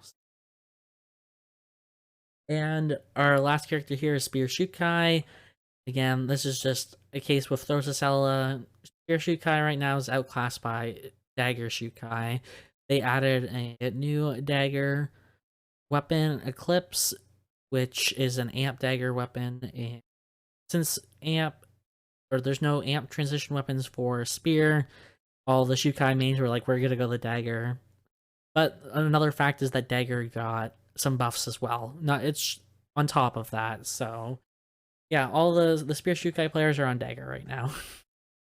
It's been so long since we've heard that Dagger Shukai is better than Spear, but you could also talk about how I guess goodness gracious, I'm forgetting that upgrade that the spear that got changed to become a lot more amp focused for the transition item there. Uh builds out of a meter, I think still, but in the end, Eclipse is just miles better than that transition spear weapon. So Shukai is being able to get invisibility off of Cloak and Dagger as well. Just yeah, Cosmic Bite. There you go. Yeah, Cloak and I Dagger. said Cosmic Bite on the attack speed weapon. There's no way there's amp on that, right? I think they changed it. I remember people are saying like you don't run that anymore. I don't. Oh, Okay, I could check it, but I think they changed it. I know there is a transition for spears now for amp. I just don't remember if it is Cosmic Bite. And I'll double check that for you yeah. in just a I knew Silver Gun was the Myth Spear, which I know is also like has attack speed and movement speed as well. But I knew the attack speed was better on Cosmic, unless yeah. I'm Cosmic is amp now. Cosmic's, yeah, okay. That's why they stopped going Cosmic. Okay, that would Yep. explain a lot. I guess I'm the one who didn't read the patch notes. No, it's okay. It's okay. I Uh, do this for like a job at this point. but Sober. I mean, kind of the same. But I guess I didn't remember that one. So, oops, that's my It was bad. very minuscule, I think, is why a lot of people missed it. I was like, why is it the Felix going cosmic? That was my thought. He was going blazing. I was like, I'm so confused. Okay, that would make 100% sense. Yeah, now, yeah. Let's. Anyways, let's move on to our low win rate now. So we have this is the actual stats. These are yeah, these are all characters we talked about, so we're not going to really cover it. But these characters actually have no win rate at all. But this is also because they have a low pick rate, right? So this is Johan, Spears Shukai, Throw Sasela, Mai, and Air Aya. All these characters have not won a single game in Diamond Plus this season, so I guess S in the chat. I don't know. There's just people aren't playing them or winning with them at all. So yeah, let's look at our normalized stats now. So we have okay. I forgot to put which weapon type for Yuki that is. I do apologize. Well, apparently Magnus and Violin. Yeah, it's two-handed sword Yuki with a 3% win rate, followed by okay. I think this one is Bat Magnus. I Either way, it's the same okay. thing for that guy. Do apologize for not putting them there, but yeah, 4.4% win rate. Then Kiara with a 4.5% win rate, then Shoichi with a 4.8% win rate, and then Glove Lead Island with 5.3% win rate. So with two-handed sword Yuki, again, these characters, what a lot of these characters have in common, in my opinion, also at least Yuki, Shoichi, and Lead Island, is just there's a lot of people playing them, right? So they all are kind of being lowered for their win rate overall just because there's just so many players playing these characters. I don't think Yuki or Two Handed Sword Yuki's that bad, but just very popular character. And from my understanding, like from my what I've heard from the Yuki players, is that Two Handed Sword is actually better than dual swords. But I don't know. That's what, well, at least what I heard from Alex Espresso. I don't know if you've heard Yeah. anything else from Yuki player I at all. mean, of course, Meek is just gonna continuously be that dual sword player on the Yugi, and overall, I personally think that in the meta that of course, I'm gonna be going off of stats here that KR runs off of. It's the survive till you can make it kind of thing, and two-handed sword Yugi is just way better at that. And this is why I'm not surprised that I'm kind of looking at these numbers here, looking at both Yugi as well as Magnus. You mentioned two-handed sword Yuki here, but they're not characters meant to win necessarily in KR. Like if you win, that's great. Then you've really scaled up to that point. But you play these characters to get the highest rank as possible. And then if you can do something with that, then cool. If not, then that's fine. Which means your win rate's gonna tank overall as that character gets played more and more. And that's perfectly fine. They're still serving their purpose. They're doing what that character specifically wants them to do, and that's fine. Yeah. So that's why these below win rate characters they're probably just getting a lot of seconds or top threes, but Mm. not just one. No.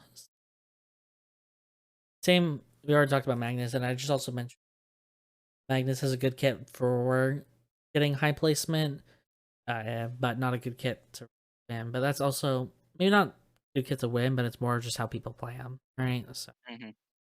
and yeah, with What? Kia. Sorry, what were you gonna say? No, I'm just looking at the stream. Sorry, it was weird. Oh, yeah, this Dicky kind of got teamed on a little bit, but between Lennox and Camille here. But yeah, with now we have Kiara. Honestly, I'm maybe it's just me, but I'm kind of surprised to see Kiara up here. But maybe it's just because of I don't know. All I can think of is just Kiara is like a stat stick character that either like wins the game when getting like 5+ kills or like doesn't get any kills and just kind of escapes. She does have a decent kit to get away actually between her like stigma stacks and her like her E, which like roots people. But other than that, I like. What are your thoughts with Kiara having such a low win rate? So my thought about Kiara here is there is a very valid reason as for this, and it's because Kiara has become a character where you play amp on her now. And the problem with running amp on Kiara is the fact that you have a very limited damage window to make sure that you can do anything. But the problem with Kiara is the fact that You don't have access to super long skills that's very consistent. Something like if you want to compare it to Hedgen, for example, you have very easy access to charms. You have a lot of really good damage rotations, and your burst combo rotation is also really good. But as the game goes further and further on, this is why I think a lot of burst style characters don't really scale well, super well into the late game. Everybody else also gets items as well. They're gonna get tankier and tankier and tankier. It makes it really difficult for Amp Kiara to really kind of contest for objectives when her damage window is so limited and her main target can only be one person. So she doesn't really get too many transition items either. She does fine in like these isolated 1v1 fights, but there's also ways to get away from her, and from there her damage window just disappears. Of course, her play cooldown is going to be longer if you don't get the execute with the last judgment as well. That's why I'm not surprised about this. If it was tank, of course, like you still see the same thing, but you don't see this when it's crit, right? Like crit Kiara numbers were probably absurd for win rate. Now that it's amp, you get your fun by bursting people early game. The later on you go, you do less of that. Yeah, for me, I'm honestly surprised that you're saying people are playing Amp Kiara. That's the thing that's blowing my mind. I Yeah, like playing Kiara, but I only play her as crit variant. I don't enjoy the Amp style, and every time when people used to say, "Oh, I'm playing Amp Kiara," it was really just Amazonas Helmet Banneret yeah, EOD boots Kiara. And I'm like, how's this Amp? I don't understand. Um, but if they're playing Amp, that would make sense why. But if it's actually Amp, I don't know. Is this or is yeah. this like a tank that people are No, it calling is Amp? genuinely amp. They run like they run like Spear of Justice. Oh, sorry, Okay, Sword of Justice. They go like Commander's Armor. You see Imperial Crown, Drop Near. It's pretty fun playing it right for the first like 5 minutes, and then people start getting transitions, and they're like, "Oh, I see why this thing has terrible win rate." okay, yeah. Then I don't know. For me, that just seems like you're trolling. I don't know. You should try it. It's fun. Maybe I'll give it like one or two goes, but I'm Yeah. definitely on the crit Kira front myself. And yeah, uh, other than okay, let's go the last two characters quickly. Just Shoichi, Lead Island, high pick rate characters that we said. Shoichi's the most picked, so then Gloved Island's the second most picked. So I think their stats are kind of skewed because of their high pick rates. They're both hard characters to play to master perfectly. Yeah, I would say Shoichi more than Gloved Yep. Island for sure. Oh yeah. And then, yeah, so let's move on to our average kills. So we have our low, these are, yeah, characters with low average kills, which would be Mai with a 0.4 average kills, followed by Priya with 0.5, then Bonadine with 0.8, then Crossbow Nadine is 0.81, and then last but not least is Axe Jackie with 0.84. Again, I think we actually covered most of these characters, but just an Yep. overall summary. Um, I guess is just on the weaker end right now. Even though honestly, I'd be fine if she stayed this way. I don't want to deal with my being good. Just keep her like this. Thank you. Priya's just a support character. Nadine, a late game scaler that's not gonna really go for kills until she's fully skilled up, and is probably only gonna kill the last person, if not maybe like the last two people. And then Axe Jackie being is low for average kills just because I guess they're not really going to fight people, and I think Axe, at least if I remember from last season, it was definitely more of like a late game character. I think that might have changed because they're not using Scythe anymore, which was an amp scaling weapon that they would use last season, which would give them like a high win rate. I don't know if that's changed that at all.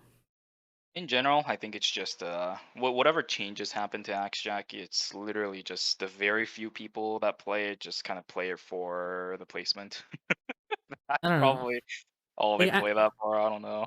I don't know, like Axe Jackie was like the most popular Jackie last season. Yeah. And that was again, I said that was the 100% Scythe in my opinion. Just great amp scaling. So then the reason why they do that is also because it has attack range on it, which is a very valuable stat. But with the amp scaling part, it's because in the late game when you have your Jackie R2 with like the reactivation of your chainsaw, that's all like amp damage, and it'd do a lot if you actually had amps. Yeah, And if you pack it also a lot combine that too. with healing factor shield, remember Yep. when it used to be an amp scaling shield, which it's not anymore, it also help a lot. So Hmm.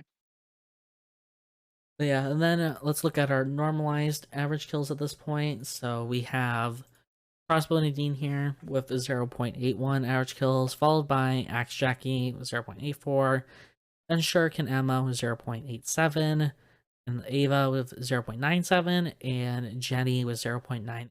So yeah, even though these are the lowest, like bottom five for average kills with at least 1% pick rate, you can tell that it's almost one kill average a game. So it's not, again, looking too bad considering that's probably because of the low TTK. So Yeah, it's not bad at all, honestly.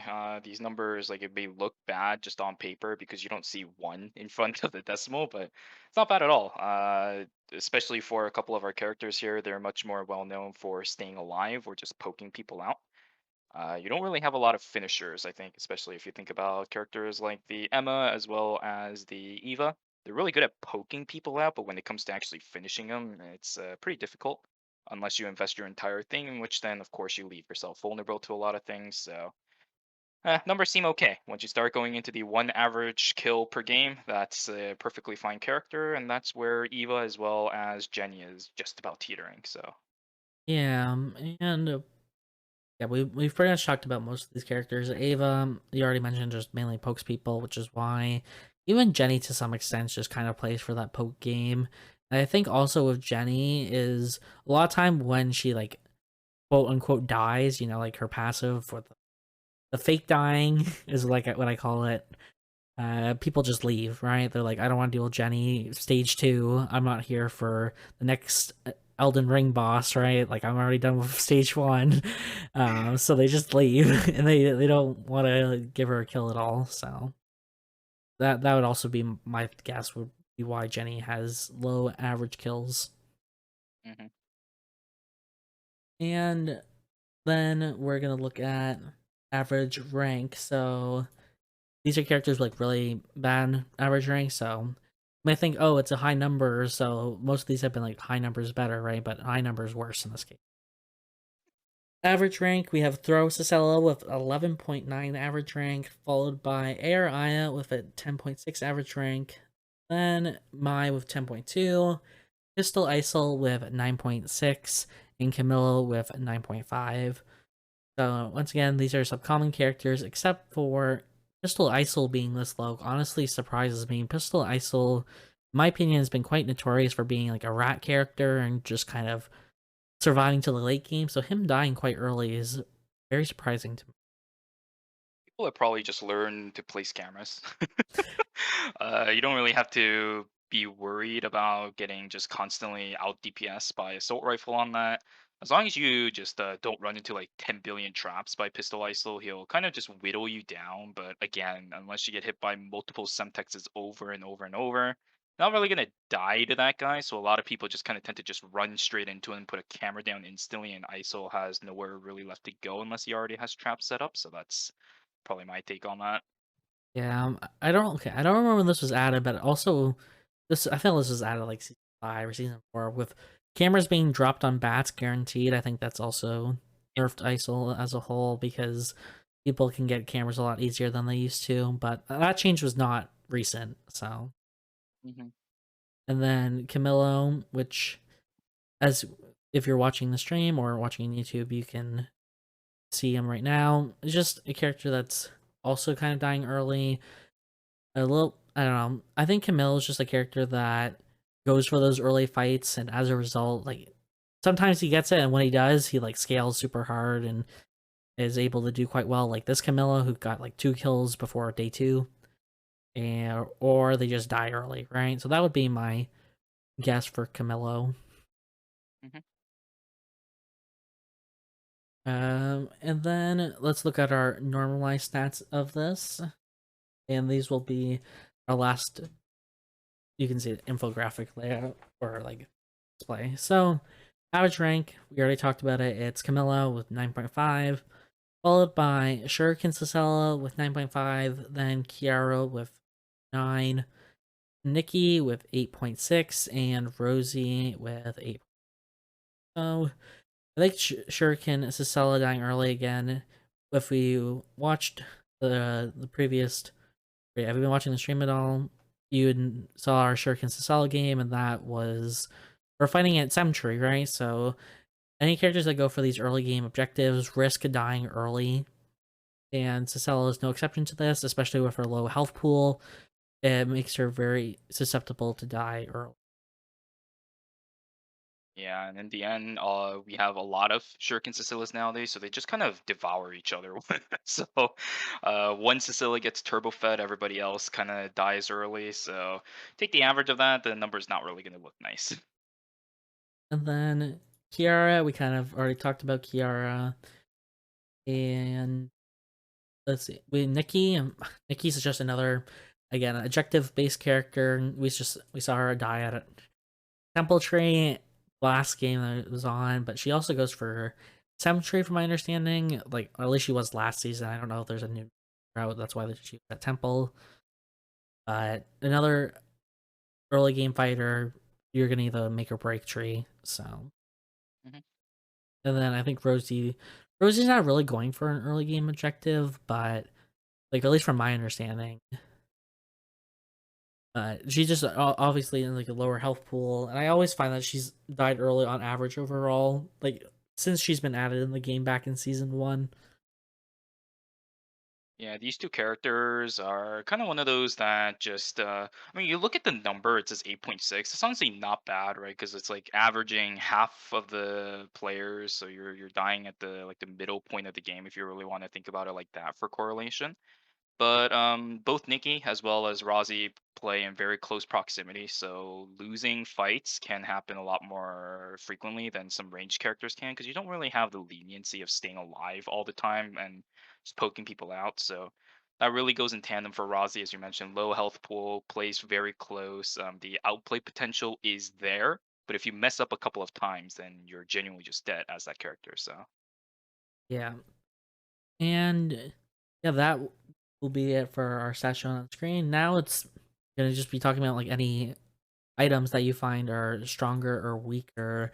I think a lot of the items I mentioned in the last time are still like the same. Like not much about items has really changed in the hot fix.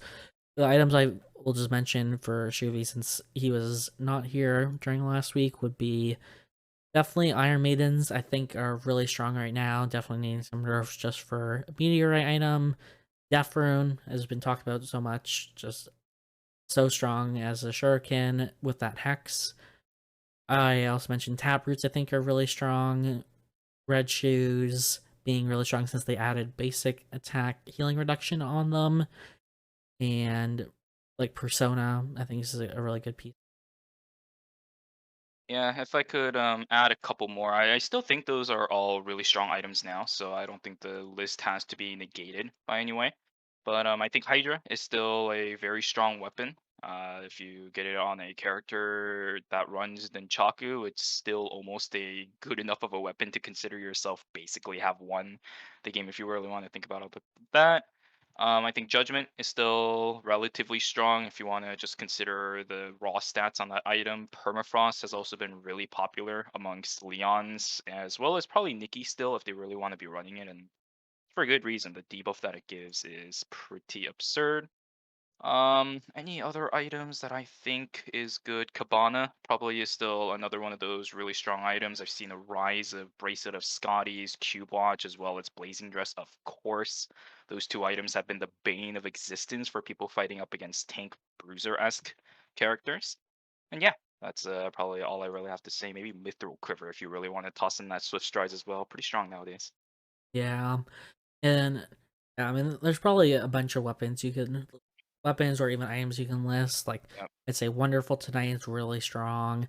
They have Yep. been nerfing it slowly. They got nerfed in the hot fix, actually. Like, one of the hot fixes recently, I think it was the most recent hot fix that got nerfed by its AP, or like from its AP.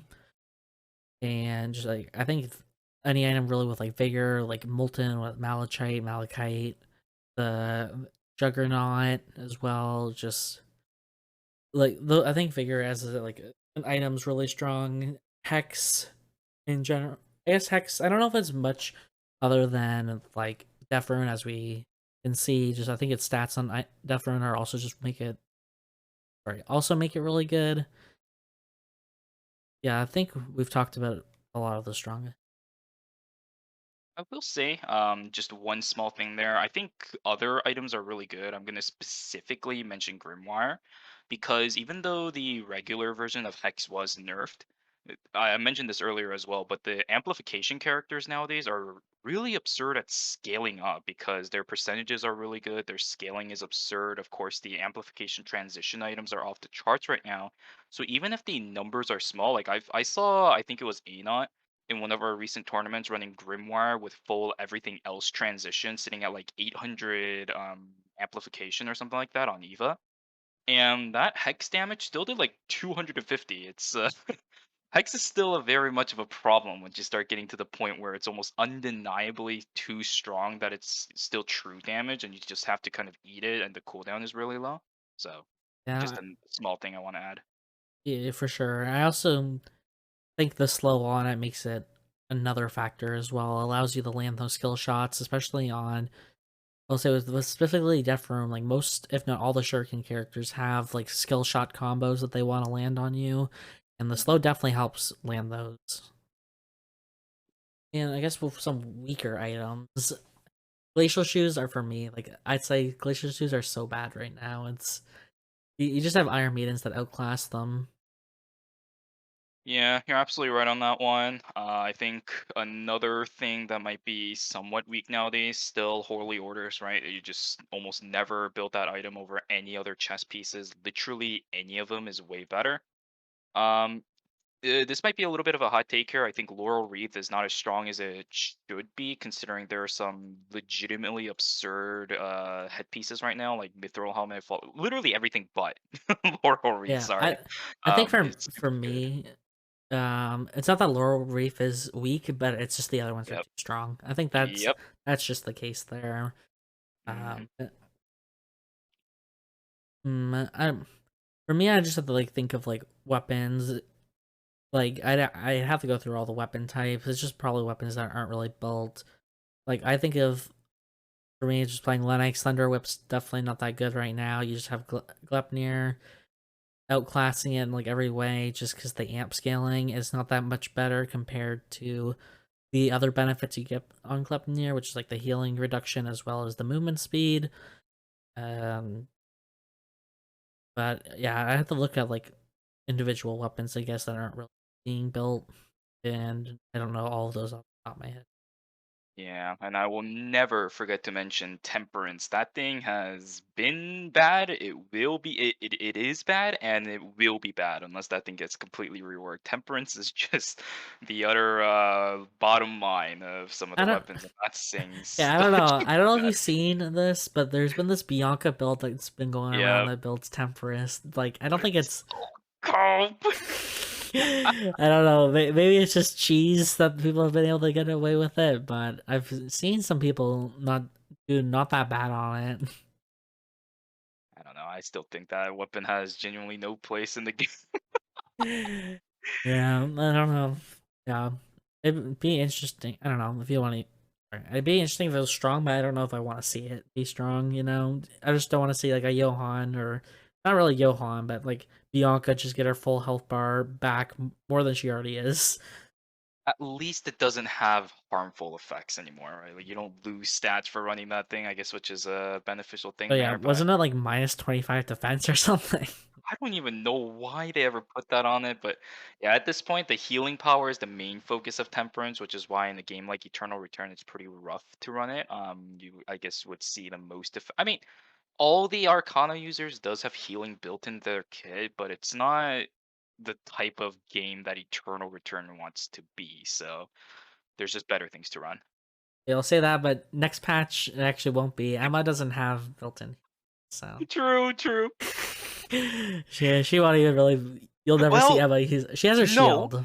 Yes. no. She actually has mana SP regeneration built into her Yeah, but kits. it only works with HP regen. Who knows? Yeah, but it's a. We'll test it. We'll test it. I don't know. Anyway, the other item, I guess, I mean, it's been changed, but no one's been talking about it. It is covert agent uniform. If Yes. you don't remember that they changed that to add a unique passive. If you rested, you'd get a shield, and they literally just deleted it from the game. They just removed it, and I still haven't seen it. That's probably like a really bad item. Uh, rest in peace, covert agent uniform. Yeah, when I saw the Piolo release video, I genuinely thought they just slapped on the effect for a covert agent uniform on Piolo. I was like, oh god, please no. I mean, it was no one ever. It was Yeah, just nobody built it. not worth it. And yeah, just and finally, just kind of or close thing to wrapping up is just talking about, I guess, the meta as a whole. Uh, a lot of people, I mean, this has been a hot topic. Has been brought up a lot of times with TTK or time to kill. Like specifically, a lot of people have complained how the time to kill right now is extremely short, often being one rotation by characters. You've been watching this stream or YouTube video the whole time, you would have probably noticed how quickly a lot of these characters are dying. So, yeah, what are your thoughts with TTK right now? I think if I'm speaking generically, it's definitely too low across the board. But at the same time, I do believe that low TTK is required for some characters, right? I mentioned this in the Gen Cord earlier, but something like Nunchaku Dylan, their gameplay has always been focused around bursting people. She's more of an assassin than supposed fighter. And if she's not allowed to do that, then she's just not a character. I think we're kind of getting to that point again, especially after the nerfs to Striking Tiger a couple of times that I mentioned at the beginning of our podcast here today. But um, you know, it is problematic, right? And I think another part of it is just being crit still being relatively all right, although it did get nerfed a couple of times, and it seems to be somewhat controlled. Damage numbers are pretty high. Defense getting nerfed across the board also didn't really help that at all. So, yeah, as a generic standpoint, I definitely agree with it. But some characters genuinely do need it. So I hope if they do end up changing it, it doesn't harm the characters that rely on it, like Shoichi, like Dailin, heck, Amp Kiara. Sure, I don't know. I'm just trying to toss names out there, but hopefully, it's not a thing that harms character playstyles that genuinely require that low TTK to be able to get kills, or they miss out on a big cooldown that they really need to be using to lock down those kills in a short amount of time. Yeah, I understand what you're saying because that's been one of the problems. I know you've mentioned like Lead Island, but I'll mention Kathy. This is I'd say this Mm, is classic Kathy syndrome. I mean, yeah, not right, maybe not right now as much because they've reworked Kathy, but how old Kathy used to be, she definitely was more of a if I don't kill you with all my spells, I'm just a fish out of water, right? Uh, yeah, and that's why a lot of times when Kathy gets nerfed after being like really strong, she no people just drop her immediately, and all yep. her stats just go way down. So I can understand that, but I think I've seen like the counter arguments to this and saying it's not or like characters shouldn't have that type of play style, like it's not interactive to deal with, but I Mhm. could see or like argue or like agree with you like there's if they have that play style, then it should be that you have to like execute it perfectly or maybe like 95% perfectly to in order to like get the reward, which would like kill, right? But I don't know if this type of game it works with that, or if people are willing to deal with that type of punishment. Yep. And a lot of times when you do get punished by those characters that do have really short TTKs and actually rely on that short amount of time to actually get things done, they're really good at the character. Like they've mastered the character. Like you can think of kind of like Circia if you want to think about Dialin off the top of your head. Emma, we have Shigane on KR as well. Like they're really, really, really good at their characters. So they've mastered being able to take advantage of their short TTK time. But there's other characters across the board as well. that shouldn't really be able to abuse it, but still can because of the way that the game is structured at the moment. Yeah, for sure. And I'll say the last thing with meta, like, what archetype do you think is the strongest right now? So I'll see what your answer to this is, and then I'll tell you what Brand said. What I mean by archetype, by the way, would be like like attack Playstyles. power, like crit, amp. Like that's what I mean by archetype. I personally think the amp poke characters right now are just really, really strong. I think they have a very early way to get ahead. I mean, I know it's a weaker version of Hex, but of course you still have access to Mystic J Charm as well, and you can transition that straight into Death Rune, which only requires a meteorite, not even a moonstone by the way, as well. So, in my personal opinion, with Red Sprite also being compounded as one of the strongest augments in the game right now, definitely overused. Not sure why it wasn't nerfed as of late, even bigger than it was in one of our recent patches here. Think Amp Poke character archetypes are absurdly strong at the moment. Yeah, and yeah, Brand basically said it. So it was more prominent actually last last stats we did. We actually had shurikens to sell away pretty much in all the stats that we showed. We had we've had Sahir and Emma on this, but they were a little bit more dominant last week. So I guess the nerfs they did to shuriken has toned them down a little bit. We're not really seeing shuriken Sella doing nearly as well as she was last week. But still, nonetheless, we still have Emma. We still have Sahir. We didn't really see much Shuriken hedging, but she's also still there, just doing really well with that overall, with that like poking amp play style with Red Sprite. I do think that some great characters are still like really strong Hmm. as well. Like I think dual swords, like we saw dual sword Jackie. We've been seeing Camillo, even like maybe not crit, but more I guess more attack power, attack speed. Like Felix has been doing really well as well. So and Crossbow Nadine. So I think those ones are maybe like I'd say like a close second for being strong archetype. Hmm.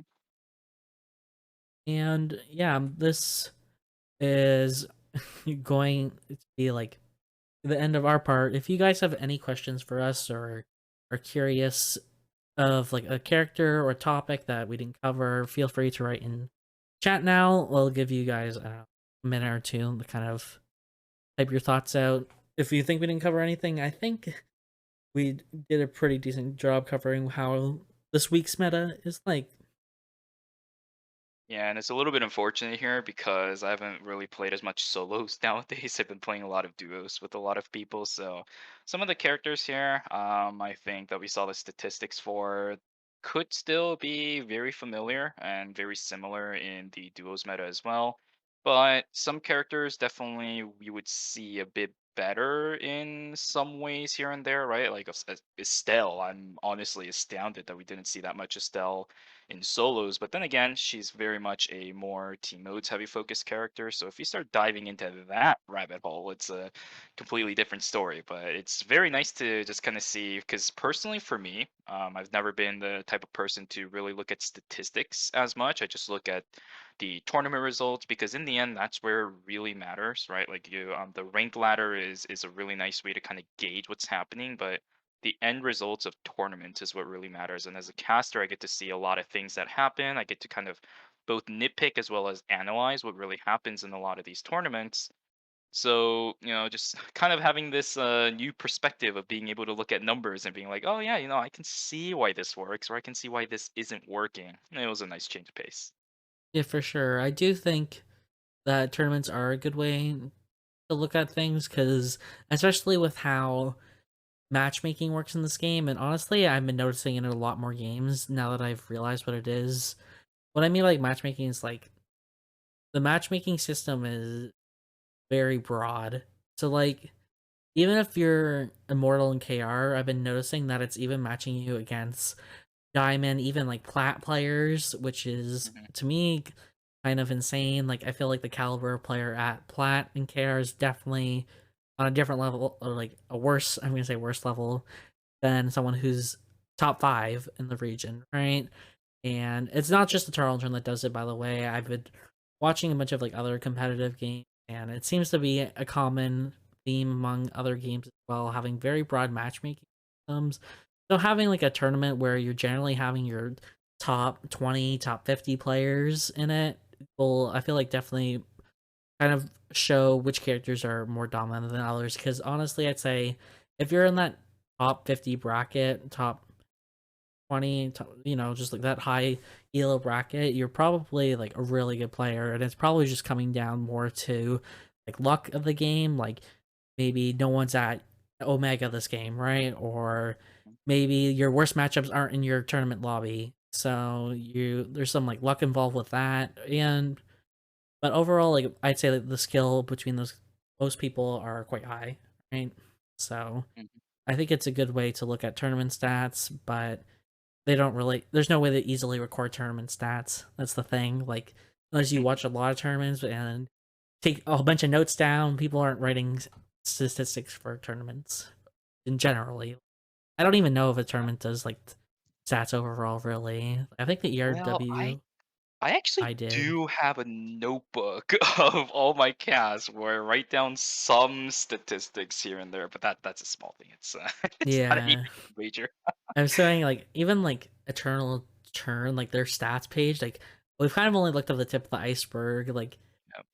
if you've actually looked through their stats page, like I've looked at it several times, they have stats for all the weapons on every single character. Like Mhm. they have stats for all the armor pieces and between all modes as well.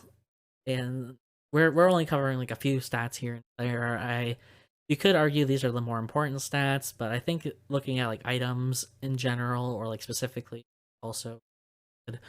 In the for next week's episode, I will be putting some item stats as well. Just they have no stats right now posted because it was preseason last, so they didn't record any stats about any characters at all from preseason till now. So it'll be interesting to see what items they deem are strong this week. Yeah, I don't see any questions from chat at this point, so yeah, that will be it from us. I thank Shuvi Senpai for coming to or like being the co-host for this week as Brand's on vacation. I did ask him on a little bit of short notice, maybe not too short. Like I asked him like last week or like Brand, where I Plenty. approached like months ago about this. But yeah, really do appreciate. Yeah, thank you. This was honestly my first time I think ever coming out on a podcast like this, and I've always wanted to do it. It's just never really been the type to just kind of hunker down and do this kind of stuff. But you gave me an opportunity to do it, and I really appreciate it. Thank you very much for having me. You're welcome, and yeah, I'll be talking to you next week as well. So I can't wait for that. And yeah, thanks everyone who stopped by for the podcast today. If you're on YouTube watching this or on your favorite podcast site, we actually have it on Spotify, we have it Amazon Music, Apple Podcasts. We have it on a bunch of podcasts. You can, if you're listening from there, I really do appreciate it. But that will be it for our podcast segment. Yeah, I'll say goodbye to our non-stream listeners. Yeah, I'll see you guys in the next video.